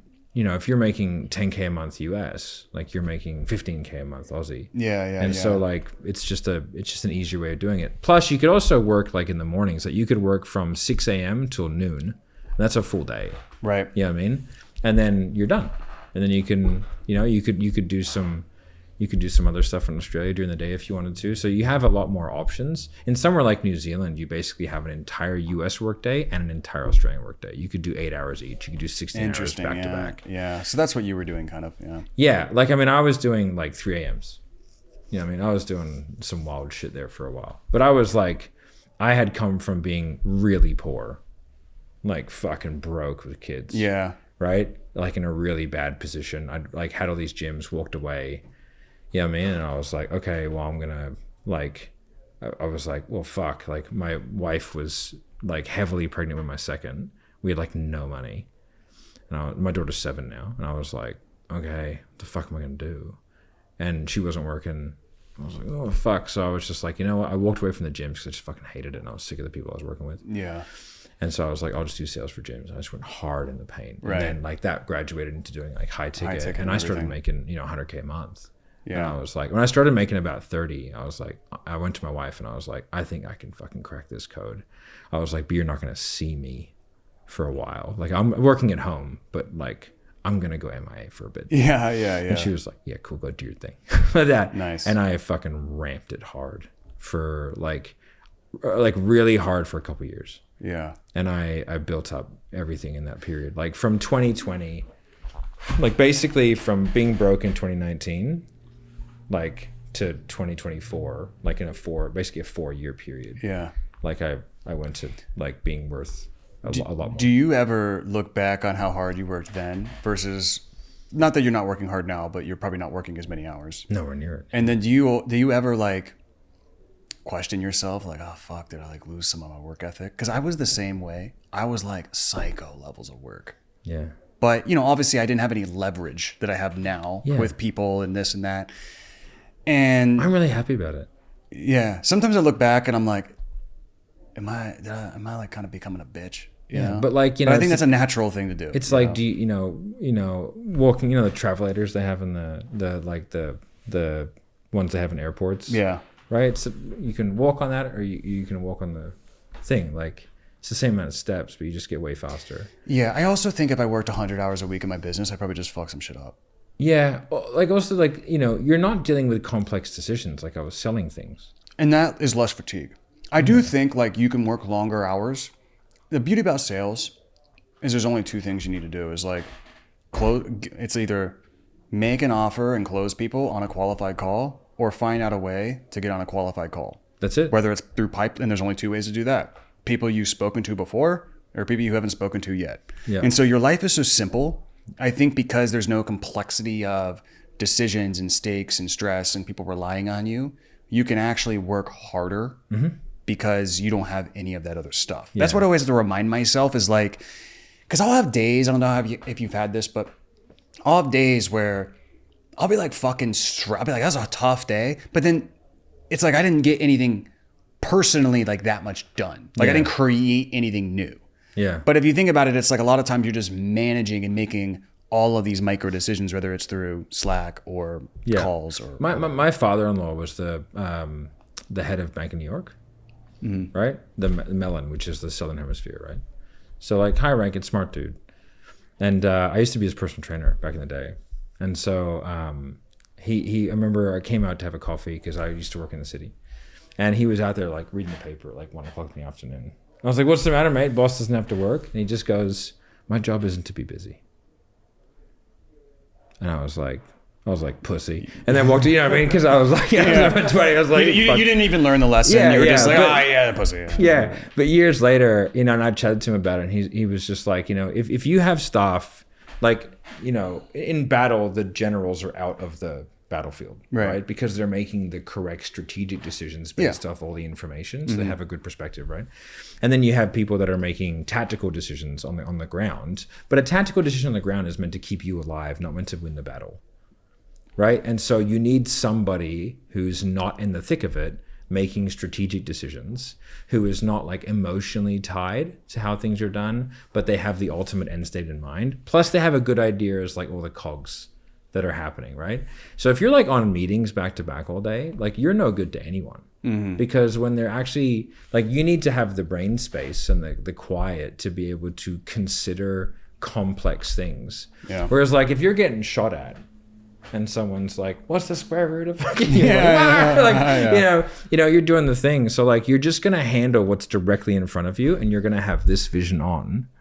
And so like when I speak to my staff, they're like, we need to do this. I'm like, well, hang on a second. Do we? Let's just calm that down. What are we trying to achieve here? And then it's like, well, let's move towards that. You know what I mean? Yeah. And so there are bridging solutions that you have to do sometimes and that kind of stuff. But, it allows you to move towards like an end state. And like, I learned that like I worked, when 7th level was at its peak, I was only doing 15 hours a week. Right? Because I had a very organized system going on. It was like, and I could manage only the top people, and it was just like this, and I was like, you do this, that was it, right? But it gave me like, they would come to me with all of their most difficult problems, and I was able to go do that. They would go, okay. And then and it's like when the seas are going crazy and everything's going crazy, if the captain is calm, everyone's fine. Like Matt's got it, don't worry about it. All the shit's burning down. And so that only comes from a space of like calm. And you have to be like, and if you're just like fucking, you haven't like, sleep is so important. If you don't sleep, you're retarded. Like your decision making is terrible. Right. So like people are, they're up, all day, all night, working 18 hours. It's like, man, how bad are you? The decisions you make in that state are horrendous. Terrible. Yeah, I purposely, if I have bad sleep, I don't even take any credit to how I feel or I don't make any major decisions, obviously, but I don't even like take seriously how I feel or what I think are problems if I'm underslept. Because a lot of times on a good night of sleep, you're like, oh, that's not even a problem. Yeah. And that's why, like, that's where, like, having a foundation of the basics becomes important, because, like, that's when you don't screw things up when you're tired, Like, remember I was in the Army there, like, I remember, because I was, like, 19, and we're, like, blindfolded taking apart fucking machine guns. And I remember looking at my mate next to me and going, like, are we ever going to fucking do this in real life? This is stupid. And the guy goes, no, but you might get shot at one day, and you'll have to look up while you do this. And I was like, oh, that's a good point. I'll just shut the fuck up then. Yeah. And it's like, it's true. But like, so you have this like baseline programming, like the fundamentals of things done super well, so that like you can take in information whilst doing the basics. Yeah. And like, you just have that sort of underlying programming, which is what we were talking about earlier. It's like people doing all these difficult, fancy sales things. It's like, just do the really, like, focus on that really simple shit. Just do that super well. Even when, like, business, the amount of business people that don't understand how to read a P&L is, like, fascinating and terrifying. And I've been through so many business coaching courses, and, like, yours, for example, like, it's the only one that has a comprehensive section on, like, hey, this is a P&L. This is a balance sheet. This is what marginal cost curve looks like. And it's like, this is what you should understand about business. Because if you can't, I see it's so funny. I was at this event the other week, and people are talking about my staff is my family, and I take care of them. And I was like, hey man, do you know how to read a balance sheet? Like, huh? I was like, do you have a war chest, like a treasury, that you've got like 6 months expenses set away so you can actually pay these people if something goes wrong? Or are you just like cowboying that shit? Do you have projections? Huh? They're like, what? No. I was like, so you don't actually give a fuck about your staff. You just want to say that you do. Mm-hmm. But if everything goes wrong, you have to fire them tomorrow, right? They're just like, And I was like, yeah, so you're an idiot. Like, if you don't do, like, you're cosplaying as a business owner. Yeah. Like, if you don't do projections and you don't actually like come up, it's like, oh, but Matt, like, it's so hard. Yeah, it's hard, and you suck at it at first, and then you get better at understanding the variables, and your assumption set gets better, right? It's like there's a series of assumptions, and that's what you do your projection on. Like, we hit Dialer within $2,000 year one. Yeah. like it's not my first rodeo at doing this. Yep. And you get better at it, and then from there you can actually, like, you write down the decisions you made each month, and you're like, what did we do that worked? What did we do that didn't? What were the assumptions that were correct? Like, one thing at Dial that I was really surprised about is, like, the call charges per seat were much higher than I expected. Right? And so, like, we made the money, but not all entirely where I thought we'd make it from. Yeah, but that's natural. That happens. Yeah, because I'd never run it before. And so I was like, sweet. So when I did the next set of projections, I was like, let's go back to the assumption base. Now let's get the reality. So I sent it to the finance team. I was like, I need all this information. They yep, sweet, send it back. And I was like, cool, make the new assumption set. And then I was like, okay, cool. Like, what are we going to do for next year? And I was like, when do the next features roll out? And when do we do this? And like, that's how we crafted the projection sheet, like standard sort of, MBA 101 type stuff. But so many business owners don't do that. Yeah. And they don't do it for their sales team. They don't, and they're trying to grow every month, but like for just these arbitrary reasons and in arbitrary amounts. Mm-hmm. And like, they're sitting there thinking, why can't I hit the targets that I set? It's like, well, because you made them up. Right? And you're just blindfolded going like, oh, I didn't hit it. Yeah, they're not reverse engineered. Yeah. It's like, what are you doing? And sales teams do that. Setter teams do that, businesses do that, but that's like it's a top down thing, like if how many businesses do you see that like, hey, like what was your projection? Like, oh, I really want to hit 300. It's like, but you did 90 last month. Yeah. What do you mean you want to do 300 this month? That's insanity. Well, we just have a good mindset. We think we can do it. Yeah. It has to be reverse engineered from something concrete. Yeah. Which is why like the data that we give in Dialer, like it's all designed around the ability to just reverse engineer it. Yeah. Not that, we've simplified it since to like just kind of do it for them. Because I thought that I guess like my assumption was incorrect at like the level of acumen of reading data of the average manager. It was like we came up with like a thing called a unique dial rate, which is like a super helpful metric. And we explain it, but people still don't get it. And so it's like, of the leads that you're calling, how many are individual? Of the dials you do, how many are individual leads? It's like, that's a great barometer for staffing. If you're at 80%, like, mate, you need more people. If you're at 10%, you need more leads. There you go. Like that's the easy. It's the easy solution. You're over dialing or under dialing. Pivoting away from this though, so we talked probably a year ago about AI in sales. So where do you see agents, AI, et cetera, affecting salespeople, setters, closers, like whatever? I don't know. Maybe I'm like an old fucking fuddy-duddy, but I think with the legislation, that I've been looking at the legislation side of things. Yes. So, and they don't want AI to advance a sale. Right. Well, because this is what I say too, is there's like, to lay this out and just to make sure people understand, there's sort of different aspects around the AI plus sales conversation. Yes. So number one, how good is it actually going to be, right? Is it going to be as good as a doctor appointment setter for a local business? Yeah, probably. I mean, for sure, it's already there. Yeah. Right? Is it going to be as good as maybe a setter or even a closer for like a SaaS business? Because most SaaS companies with their demos like HubSpot or whatever, they're freaking terrible. Yeah, it'll probably be that good. Is it going to be good enough to sell a complex enterprise process like what you're doing right now?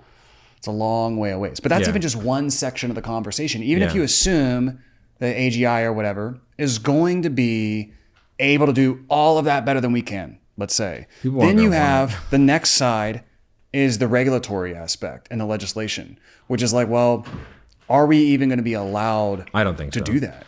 Because if everybody has this perfect robo-dialer that can call all their leads of anybody who's ever bought their e-commerce gadget or whatever, you're going to be getting how many calls a day because people are just going to be spamming you a million times a day with AI robocalls or whatever. And then there's all of that. And then also the third bucket is consumer behavior. So are people going to want to actually buy from AI? Yeah. So for instance, if I'm selling a gut health, if my client who is helping women post-menopause sell gut health or fix their gut health or whatever so they can fix their hormones or whatever it is that lady who's like 55 gonna want to buy from John AI? No. Or does she want somebody who like really understands her stuff and is like a real person and is flawed and builds more trust that way opposed to this super persuasive crazy AI? The other thing is, here's my final bucket. Then I'll let you for sure. Yeah. The other bucket is these AIs will have to be FTC compliant, right? So as we both know, if you were 100% FTC compliant in sales, it sounds like this. You can't say because you can't say fucking anything. Yeah. So like, how does that even tie into this? So I try to focus people more on those questions, which are really regulatory compliance and also consumer behavior. Yeah. Opposed to just, is it going to be good enough? I mean, you just have to look at like the extreme use case was Air AI. I mean, that was... I mean, that was madness, right? I mean, that was so bad that Twilio got in trouble. Yeah. Right? Because they were like, mate, you can't, they were like, you can't allow that. You saw that was happening. That's crazy. Yeah. Right? And so there was like 10,000 or 1,000-line multi-line dial with a fucking robot, It was crazy shit. But I think the problem is like, if you extrapolate out the scumbag and you go like, someone's going to make a grandma scam in AI. And it's going to be the perfect grandma scam in AI. And like they need to stop that. And like most legislation around telecom, like around calling leads, is based off the scammer. Yes. Right? That's how it starts. Yeah. And so, and they're always ahead of the game. Like they're miles ahead. Right. I always equate it to people with crypto. The first use cases in crypto were people laundering money and doing scams. Yeah. And that's pretty regular with not every, but a lot of new technologies. Yeah. And so like, I think AI will be extremely helpful for sales managers. I think that it'll make CRM farming and the utilization of leads within a CRM infinitely better. So I think that people will have to have less leads to get more outcome. Mm-hmm. I think that the amount of analytics you'll be able to get is fantastic, and you'll be able to make people better. And just because anything that you have to do that's manual right now, like that's kind of annoying, you could just have that do it. But I think in terms of like advancing a sale, I don't think it's going to replace sales. Also, unless it's a very easy transactional sale and the regulatory compliance stuff, for whatever reason, we're not even taking that into account. But But I agree. CX If I'm a doctor or a chiropractor and I'm running a Facebook ad and I just got to get somebody to show up. Yeah. Okay. I think AI text. That's really is gonna be you're massive. not even really a salesperson though if you're doing that. Yeah, AI texting is always going to be huge. I think AI voice is for sales just will not be allowed. Like personally, I just don't think it's going to be allowed. It's already right now like it has like there's some real legality right now. You have to have a human that it can transfer to, and your abandon rate is tracked. So like if you have to hang up on more than 3% of people, that's a real problem. They have to opt in for it specifically. So now you've got to have your standard opt-in, your ATDS opt-in, and now your AI opt-in. You can't just have it all in one. Like it doesn't work like that. And it's not really supposed to be advancing a sale. Like that's sort of the rules. And they have to have the ability to DNC. So with pressing a button, it has to ask for it, and it has to expressly say it's an AI straight away. Mm-hmm. And we don't know the effects of that either. See, what's going to be interesting is I guarantee that when this stuff first comes out, because it's expressing its AI right away, I think if you're in tech, and a lot of these tech companies are just tech companies that sell to other tech companies, they'll actually like it and want to buy because they're like super excited. But as it goes more into like, you're selling a roofer lead generation. Hey, this is AI John calling, click. Like this roofer guy doesn't want to talk to AI John. It's going to be like the foreign accent. Yeah. The thing I think could happen, and so I kind of gave my buckets, and then the one bucket is the consumer behavior.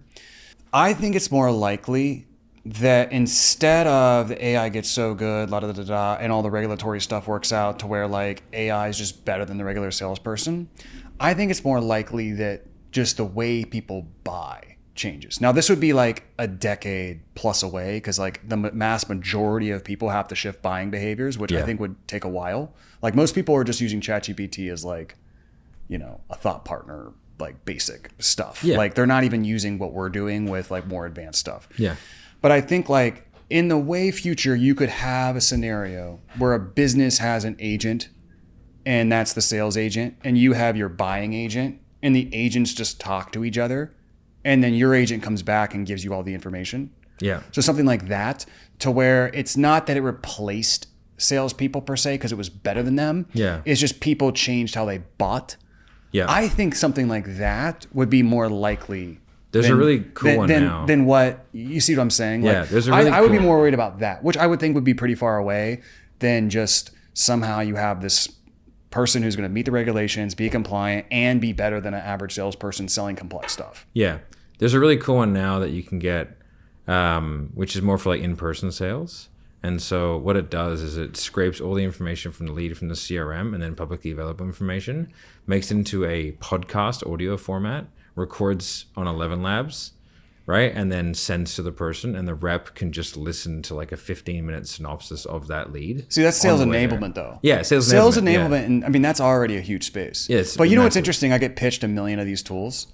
And Most of them are just, the thing is, they're people just not. vibe code AI. Well, and It's also bullshit. the thing is most of these guys have never run a sales team, and so they're like, "Look how cool my tool is." Yeah. And I'm like, "Yeah, like I guess. it's okay." I'm like, Yeah. I don't really know what my manager's going to use this for. Like, Yeah. it's not that great. Or this is good for a manager who clearly doesn't do their job.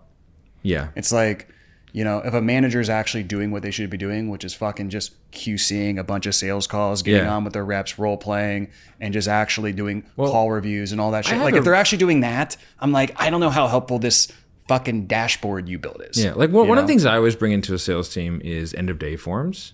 Yeah. And people go, "Oh, you can automate it." I go, "Yeah, I know I can automate it, mate.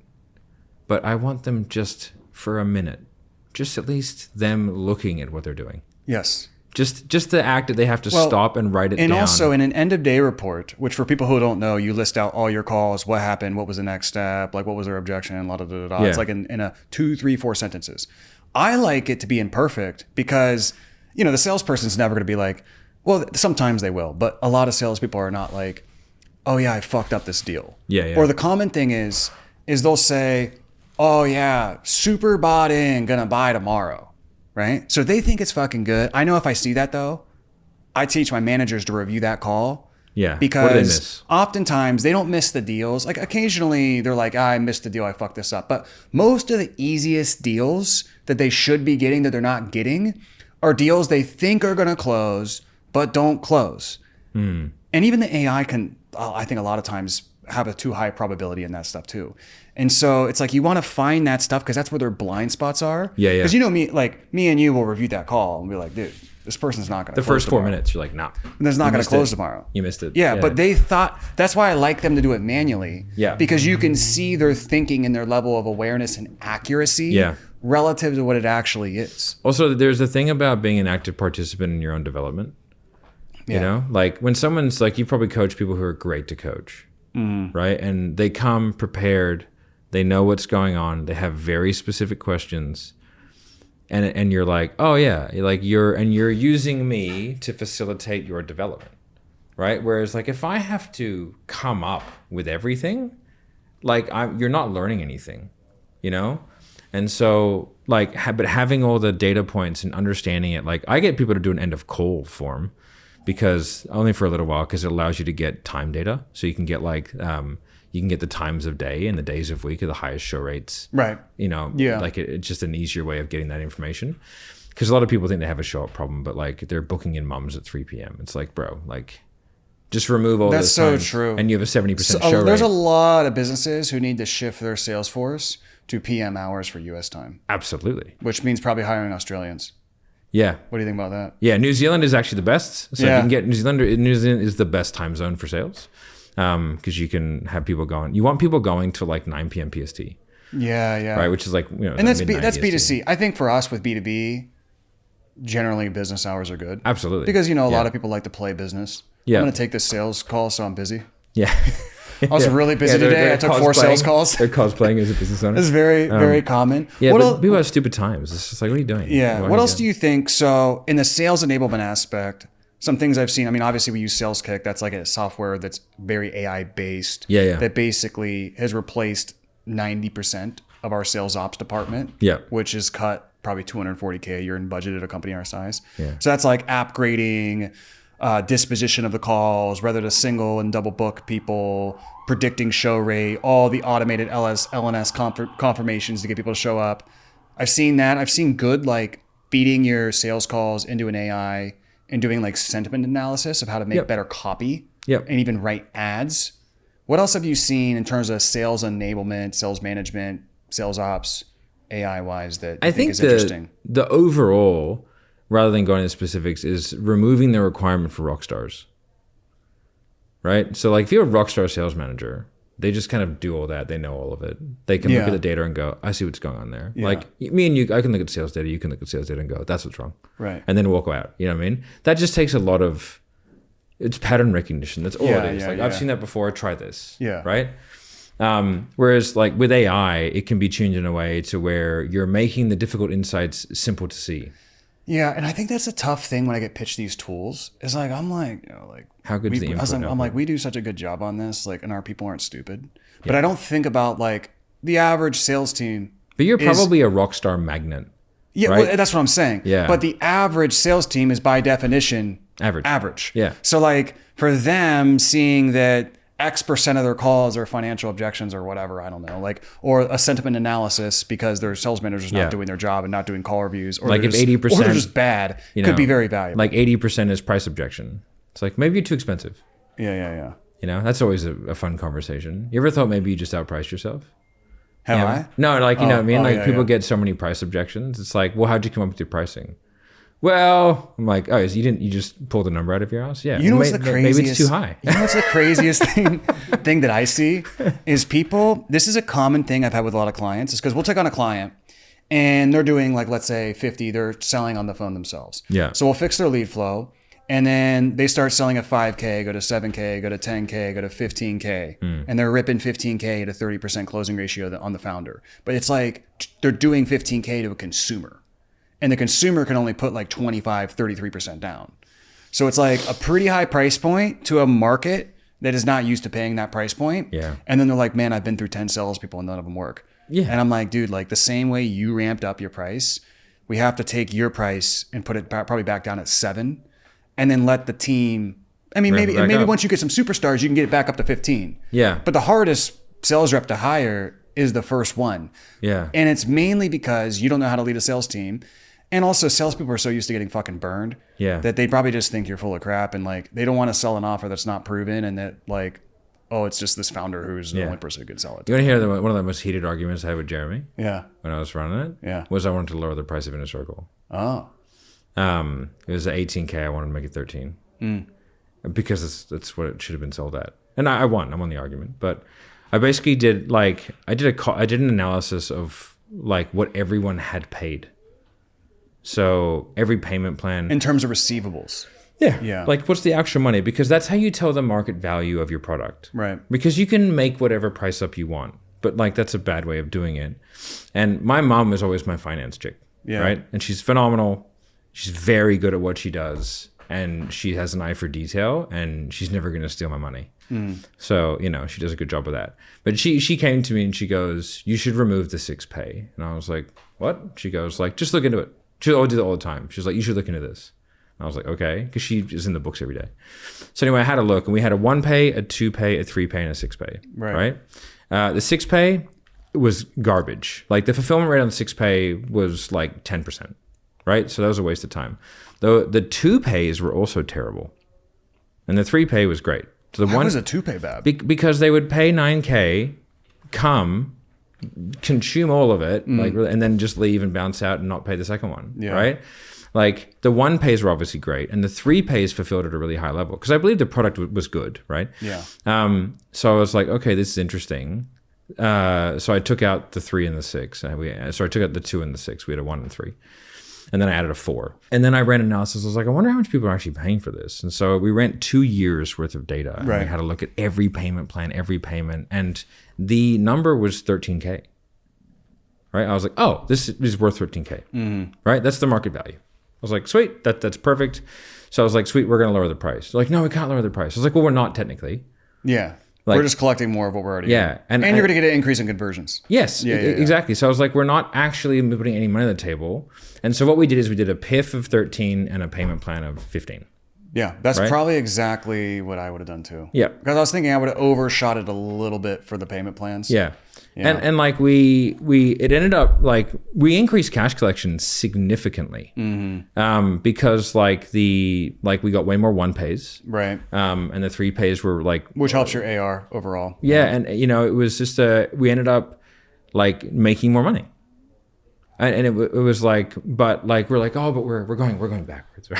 No, we're not. No, we're just. It is very rare though for people listening. Most people who decrease their price make less money. I would say, on average. Yeah. But they're doing it because they have a sales problem. They're not looking at it from a business analytics standpoint. Exactly. You're in a rare case. That position was a rare case where the sales is good. Yeah. And maybe even too good to the point to where people are buying shit they can't afford. Absolutely. And so this is like a 1% scenario where people should probably lower their price. Yeah. I don't want people to listen to this and be like, I listened to your conversation with Matt and I lowered my price. Yeah. But there was a very strategic reason behind it. You're probably going to make less money. There was 2 to 3 weeks of like deep analysis of lots of different data points. Also, I think the key thing is that your team, if a sales team is really good, if you get really, really good, you can convince people to buy shit they can't afford. Oh yeah, we did that. And I think that's exactly what was going on to an extent, is people were like, I want to buy. And also you're selling sales training, so you can play all those like psychological tricks. I always tell people like, it is the most non-transferable skill. Yeah. The way that I sold sales training was totally non-transferable. Don't ever listen to anything and then ask me questions about it, because I used to do fourth wall selling. So exactly. That's what I'm saying is like, it's a psychological thing. It's actually theater. Because what I have to prove is that I'm so much better at sales than you are, that if you were half as good as me, you'd make twice the money. If you're looking for a mastermind to take your business to 10 million a year plus, then you want to check out our 8-figure border mastermind. So after doing 100 million in total cash collected for my own companies, I've created a mastermind where I really pull back the curtain and show you exactly how I've done it. So I not only share with you what's working for us across marketing, sales, fulfillment, operations, finance for all of our different companies. At the same time, you can network with some of the top people in the industry and also listen to world-class speakers like Patrick Bet-David, Dean Graziosi, Neil Patel, Tom Bailu, and many, many others. So if you're interested, check out the link in the description and get more info. So what I want to know is, so you kind of came from sales management fractional, CEO for a sales training company. Yeah. Now you're running a software company. Yeah. What's been the biggest shifts? I think it's like I'm a bit of a doer, but I can't code. Right? Yeah. So that's a real shift. Like I've had to relinquish the control of the product. So I control the direction, but I have no ability to help with the implementation. Yeah. And that's been a difficult adjustment. In what way? In what way though? Yeah. Well, I want them here, and sometimes they're here. Yeah. It's like because like at the end of the day, you can get your hands dirty, and you can start just helping clients. You can start kind of going through stuff. And like I can do that to some degree, but I can't fix a problem. So if there is a problem with the software, I can't fix it. I have to rely on other people to fix it, and I have to take what they say as gospel because like I don't fucking know what it takes to fix it. And what I've learned, like one of the larger learning curves is like, when you get frustrated with software, because like, why can't they just change that? It's like, well, mate, that piece of code is in 14 million places. Yeah. And if you get 13,999 of them, the thing bricks itself. Right. So like there is a process, and speed equals lack of scale, and scale equals lack of speed. Right. And so finding the balance between how you scale quickly, how you release features. Because you don't want to be one of those, almost every software entrepreneur I know, they've built the original version of the software only to realize we got to rebuild the software. Yeah, so I imagine what you're trying to do is avoid that. Oh, we just finished that. So yeah. Oh, so you already finished that whole cycle? But it's like it's almost like a planned thing. Yeah, it happens. So, you have like a V2, you got to rebuild it from the ground up with better to be honest, infrastructure. it's like we took, partly because of you, but we gotten up to like, now we have 200 clients, and we've done that in a year, right? Right. So like that's a lot for like an enterprise sort of B2B level software. Exactly. We have over 1,000 users now. And like that scaled quickly. I remember after the first event that I came here, I signed up 41 accounts that month. Right. And everyone was like, stop. Like, we're gonna like die. we've just doubled our APIs and all that kind of stuff. And so like when you start a software company, like the thesis, the sort of growth thesis is like, we'll clone it. So you clone it. But then what that means is that like that's not scalable, because the bug hunting becomes very difficult, because where is it coming from? Which version? Where are we at?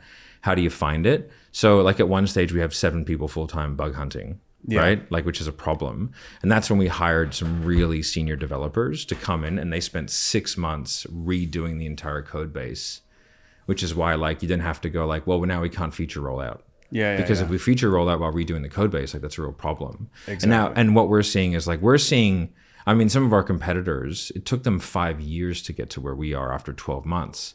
So like we're, the whole, like we're building the ship while we're flying, right? But in software, you're always doing that.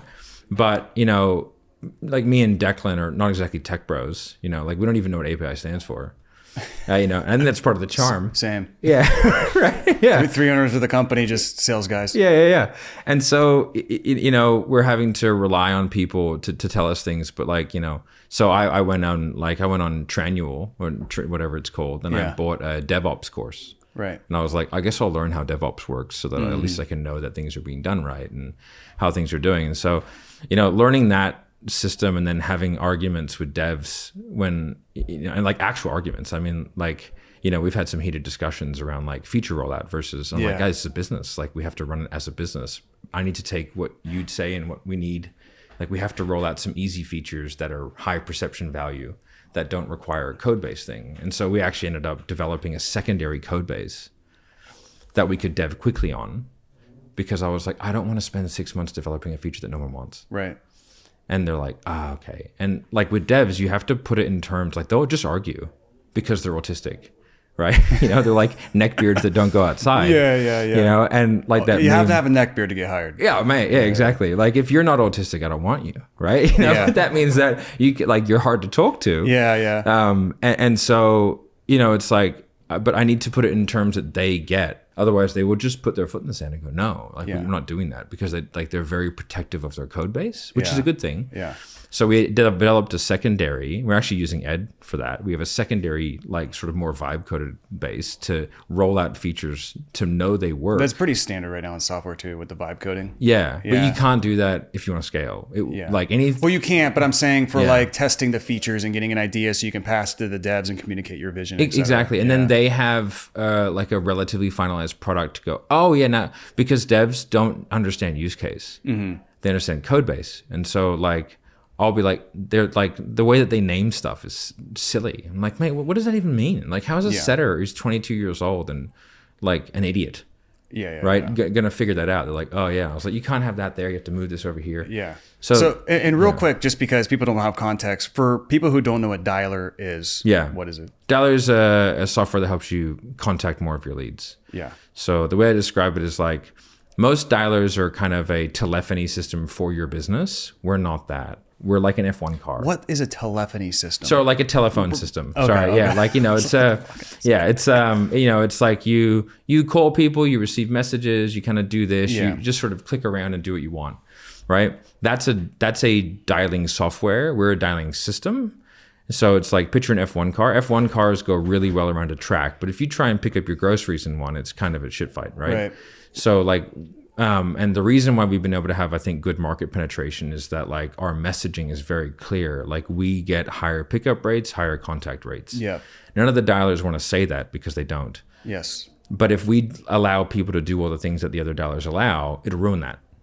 So like, we're a use case and it's like you do high volume outbound. If you have people that call full time, use us. If you want to like just click around and do whatever the fuck you want in the system, go somewhere else. Yeah. You know what I mean? And maybe you have 20 people, but 4 of them are on Dialer. Right.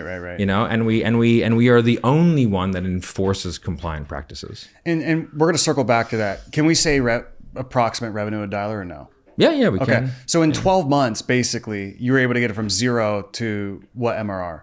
MRR's just under 500. So 500 a month. Yeah. Right. So that's pretty. And this is a nice thing it's about pure software. So the hard part is that you've had to shift in and like you're not the technical side, you don't have control there. Yeah. The nice part is we come from a sales background, Yeah. so we sell shit. Right. So that's like you realize that's like an anomaly in the software world. Yeah. For people who don't know, like what was the biggest things that you did to be able to grow it? Because we really just started paid ads, right? Oh yeah, so like weeks ago. Everything up until that has been organic. Completely organic, yeah. What do you think's been, besides having a good product, obviously? Yeah, I mean, having a good product is everything, right? Like, I think Alex Becker was like, he will not touch anything that isn't just a home run, no-brainer, right? So having a no-brainer product really helps.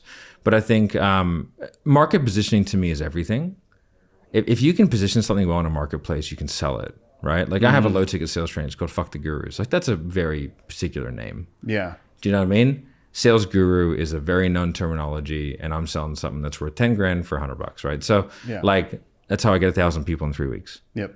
And so I think market positioning, like when I was creating the product suite for 7th Level, right? Like I did a Venn diagram analysis of all the products that were out there, and I was like, what is missing is mid-ticket with scripting. I was like, no one's doing that. It was all really high ticket, really low ticket. So I was like, we'll do a mid-ticket offer that has scripting in it, and we'll do group because like that really wasn't much of a thing. And so we had scripting, group, and like it really hit. Like it was like, because there was a point of difference. There was a position in the marketplace that was like, the Venn diagram was like, oh, there's a big vacuum here. And so we'll create that. And I think with Dialer, like I was so personally frustrated with the lack of efficacy. And like I remember the thing that really broke it was when I was doing Brunson sales, and I had 4 full-time outbounders that were doing like $12,000 to $15,000 a week and speaking to like 1% of the people. And I was like, what is happening? Yeah. And I was doing everything that I knew how to do. So, but then the only alternatives when you speak to the dialers are like, we'll do more. Buy more numbers, dial more, which is only more money for them. Right. Then they brought in non-compliant, I didn't know at the time, but like multi-line dialing. Right, even power dialing in a lot of senses is like not really allowed for cell phones in a lot of use cases, right? And so when I left 7th Level, I was lucky enough to get like an exit. And so I was like, I had time to sort of think. And I was like, man, if someone solves that problem, they're going to have a really big boat. And I was like, I feel like I'm smart enough to solve it. So I kind of just went full autism mode on it, and I like learned everything about VoIP. And people are, when you reach out to people on LinkedIn who like have boring corporate jobs, like they're so willing to hop on a call with you for $500. It's not even funny. Yeah. So you reached out to these people and just paid them for their time Yeah. in these companies. I was like, how does it work, mate? Yeah. They're like, well, it works like this. I was like, well, and then I reached out to all these guys. I was like, how does spam monitoring work? And he goes, oh, it's not accurate. And everyone was like, it's not accurate. And I was like, well, how does spam remediation work? And they're like, oh, it's bullshit. I was like, huh? Right? I was like, what? And I was like, and then I went into like the compliance side of things, and I was like, holy crap, everything I did, said, taught is completely illegal. That's not good. Yeah. And then I was like, I wonder what happens if you do it the way they want you to do it. So, and this is a good pivot, is like the reason why Dialer works, and I'm going to give it the stupid man's explanation and you can give it the autism explanation, Okay. Yeah. is number one, it's on an enterprise infrastructure that's not on Twilio, so it's a less congested network. So a lot of people don't realize that, but all these things are on Twilio. And there's way more information that goes with the dial. And number two is that essentially most dialers, the way the sales team uses it is not compliant. Yes. And Dialer, through this different workflows and also some stuff built into the software, enforces the compliance, which increases the pickup rates dramatically. Yes. Right? And then the third thing, and there's more than three reasons, but just to keep it easy, it's three.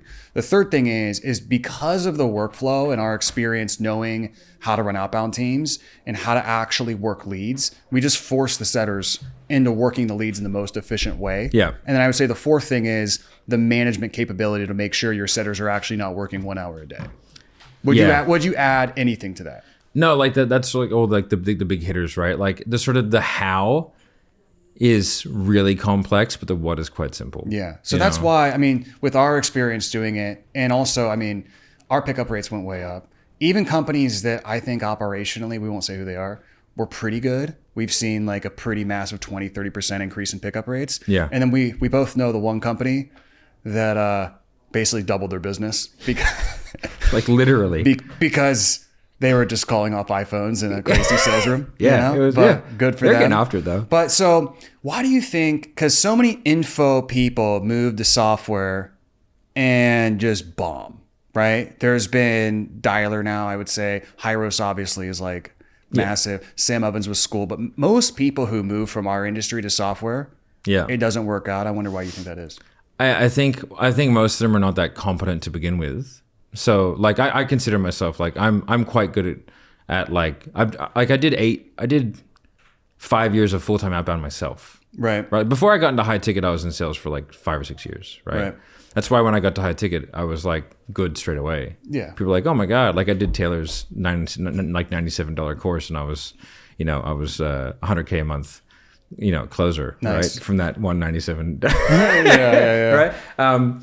But yeah, so like I've done so much outbound that I know how it works, and I've run a lot of outbound teams, and so I am legitimately an expert in that realm, and I've done it across a number of different things, and so I think the first thing is like they're maybe not a true expert. Also, they sort of have no interest in if you want to build a long-term software, like you have to be willing to not make money and take money. Mm-hmm. Right. So like me and Declan put money into it and we didn't take money out of it for for almost the entirety of it. And we didn't need money, which is a really good position to be in. Yeah. And I think it's you made a lot of money before. Yeah. It's very difficult to grow a business when you need the money from it in general. And if you need the money from a software business, I do not know how you do that. Well, you can't. Yeah. So I would say most of them just fail because the people who make them require money from it quickly, which means that the quality of your product is never going to be there. Because if I was to run Dialer to maximize revenue, right now, it would fall apart because I would break it because your boy knows how to make some sales. Yes. Yeah. Right. So like I do sporadic sales for Dialer and somebody else handles it because when I go hard, like over the next 2 weeks, like we signed up 10 accounts yesterday. Yeah. You know what I mean? Like I'm going hard in the paint. So it's like this next 2 weeks is going to be a big push, but it's ready for it. And then I'll back off a bit and then I'll do it again later. Yeah. So, because the software needs the opportunity to grow at the pace in which it can grow whilst maintaining a high quality product. Mm-hmm. So if I just went ham and was like, I need a fucking $50K a month salary from this immediately, I would just break it. And then with software, like when people have a really bad experience, you never get an opportunity again. Like we have clients leave Dialer. A lot of them come back, but they're not leaving because they're having a bad experience. A lot of them are leaving because like there's one thing and they want to try something else because they think that they think that like they start getting good pickup rates and they think it's them. You know what I mean? And they're like, oh, our leads are just awesome. Right? You know? And then like they go away and they go, can we come back? They're like, yeah, man, come on back. You're all good. So I think like that's probably the key thing. Like when Becker did Hyros, like I don't think he needed the money from Hyros. Well, the other thing is too, so this is how I think about it, is there's two ways you can do software. You either create a new category, which Becker didn't create ad attribution as a category, but he did create the subcategory of doing it really well for info, high ticket, courses, call funnels, webinars, and then e-commerce, right? So you can kind of create a category, or you can take an existing category and do it 10x better, which is what you did basically. Is there's tons of dialers, a lot of them, but you created you kind of created a subcategory of essentially being the compliant dialer, therefore having more pickup rates and also less compliant risk. And which then also because which is positioning, and then on top of that, it was like 10x better than the next thing. And it's like the free money pitch, where essentially anytime you can be like, hey, you're already doing this, but if you just switch and do this, you're going to save a bunch of money that otherwise you're losing.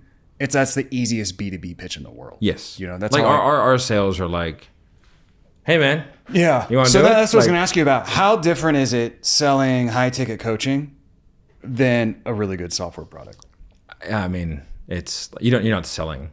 You're just like explaining, right? So the hardest part is probably the enterprise integrations with like the big ones take a while. With who's got a CFO, and then they got to do a purchasing process is fucking 9 months. And you're like, okay. So like shortcutting that is difficult, but you know it's worth it because you know if you look at on Dial, the average seat is worth $6,000 to $7,000 a year. Nice, right? And so you look at the like say a 10x rev, it's like a pretty standardized valuation. So you're looking at $60,000 a seat. So that's how I think of it. So I'm like, mate, bring everyone you got. Like, let's go. That's 60,000 on the back end, you know what I mean, in terms of value. So, you know, like the way that, like when I was doing the sales, it was like heavy authority. Like I would just literally bamboozle people and go like, you know so little about this that you should just let me do it.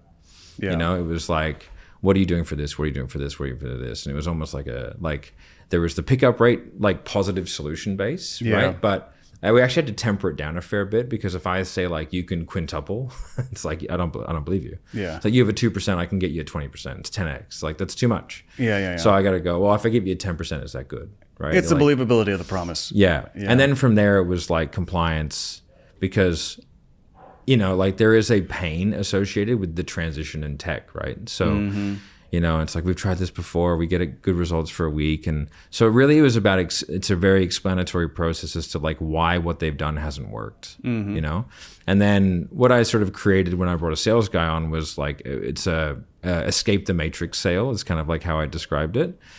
I just basically got every single transcript of every sales call I did, put it in ChatGPT, and said like make a framework, right? But I need a framework that doesn't require as much knowledge as me or the authority of me.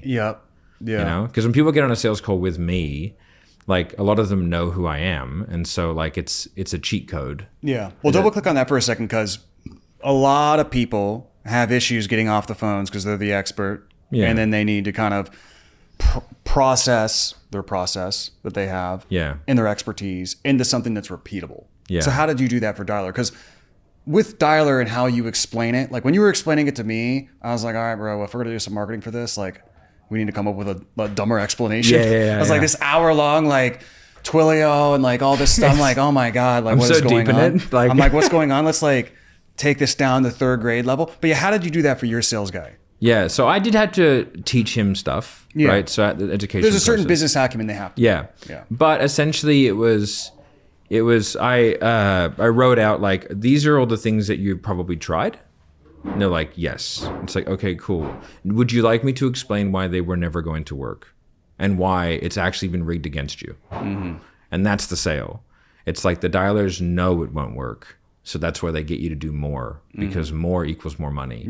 You know, and they're like, oh, and then we explain, like without using names, we explain like what the common thesis is and what the outcomes that everyone, like everyone's more. So just do more, buy more, dial more lines, do this. Like that's the opposite of our thesis. Our thesis is be more strategic and do it in a way where the telecoms who are monitoring everything, like it's an algorithm. It's like the headline of a YouTube video, right? Do it the way they want you to do it, and it will work significantly better. You know, so, but that's like, but you have to, in order for that to work, you have to be on the right infrastructure, right? So they couldn't do it anyway. So once we explain all that, we go, this is why nothing you've done has worked. This is what we've done to ensure that it can work. Yeah. This is how much it costs. Would you like to do it? Yeah. It's the same thing I do, which we were talking about earlier. Yeah. Is when I try to pitch, I try to make it the simultaneous explanation of why everything they tried in the past has failed and why this is going to be different. Yeah. And then try to make it more educational and a dialogue, not an anvil drop. Yeah. Because you know when most people pitch, it's like the thing I hate is, all right, I'm going to tell you how this works. Save your questions for the end. And then they just Speedy Gonzalez through the entire thing. And you can tell, like, people will say, oh, yeah, that makes sense. That makes sense. And you can tell, like, I'll reviewing calls. I'll be like, dude, this person has no idea what the fuck you're talking about. They're out of it. Right. And then at the end, they're like, oh, yeah, this makes sense. And then their objection is, I don't know how this is different than what I did in the past. And you're like, motherfucker, I just explained it. Well, the thing is, they didn't understand anything you were saying, but they don't want to feel stupid. So they don't say, dude, I don't understand anything you're saying. You know, so the key it takes a level of bravery to ask questions. The key is also, it's like making the pitch into a dialogue and adding in those tie downs and be like, okay, great. So you know how you tried this in the past. Do you see how with the difference of this, you're going to see a much higher pickup rate because now you're doing it this way, not this way, and having that compare and contrast. And I had our devs whack up a calculator. And so during the process, we asked them questions like, how many leads do you get? How many dollars do you do? What's your pickup rate? What's your booking rate? Yeah. From like pickups to bookings. What's your show rate? What's your cash collection? What's your close rate? We ask it in random sequence because when you ask things in an order, they see what you're doing. So we ask it in a random sequence and we have a calculator and we plug that in. And then by the end of it, we go, oh, so you're doing like 320K new cash a month? They go, yeah. And then we share the screen and go, well, if you had a 15% pickup rate, you would make 700. Nice. And they're like, huh? Yeah. We're like, yeah, if everything else stays the same. You know what? Let's make it worse. Let's make it so that you're more people, but like it's 20% worse than every other metric. You still make 50 grand more. Right. That's what I'm saying. If you can make a product that's like patching the leaky bucket in B2B. Yeah. Easiest sale. And then one of the things that we did is the proposal that we use actually has all of that information. So the proposal is really educational. We use a software called Quiller, which is like you're essentially making websites every time. So it's like a live thing. You can have videos embedded. You can make it really pretty. But you can also see all the analytics of who's seen it, which parts they're watching, all that kind of stuff. And so we sort of, a lot of the people that we're talking to are not the final decision maker. Sometimes it is, but we actually find that we don't want to sign people on the first call. We actually want them to bring all the people to get buy-in from all of the people involved. Yeah, because you have to make sure, and this is one thing Becker's talking a lot about recently, is that like you can, because this is the thing a lot of the vibe coders get wrong, is like, sure, you can build a software, but a big part of software businesses is getting people, or really any business, is getting people to use the fucking thing successfully, which at the end of the day, it requires client success, you know, having an actual onboarding and an actual pathway, and having activation points and doing real human business stuff. Yes. And getting feedback from customers, so on and so forth. Yeah, exactly. So like so the proposal is made as it gives the person presenting it to the powers that be the ability to explain why it works. Yeah. So there's an educational step-by-step, this is your problem. This is how it's manifesting. This is like what it's giving you, the symptoms of it. This is why you're having it. This is how we solve it. But then there's some technical information in there. Yeah. You know what I mean? And so it's like this is really what's happening. And it allows them to kind of break through and go, oh, okay, I get it. Well, what you're doing too, which is cool about that, is you have the technical aspect for the CTO. I mean, we're talking like bigger enterprises, right? But the CTO guy wants to know the technical stuff and the integration stuff. The CFO guy wants to know about the ROI. Yeah. Right. The sales manager wants to know why his shift's not working and how much more money his sales team's going to make and how much easier his life's going to be. And that he doesn't have to hire as many setters because he can get more out of the setters he currently has and how it's going to make management easier. So it's kind of like that one thing hits all those people. Yeah, you know? we have the Postman API documentation links in there, and like so everyone can find all the stuff that they want to find in there. Yeah, and then we give that to them, and then we take them through it, and then like we just book a next step call. And it's like, okay, cool. And then from the time they sign it, all the onboarding is automated because like you need speed to onboarding is incredibly important. Yeah. You need to get people getting wins straight away. Yeah, we've talked about this. Like, so that's the big thing. That's what we were talking about. Is like, you can't just have a great product. It's about, do they actually use the product and building habits around the product. Yeah. Right.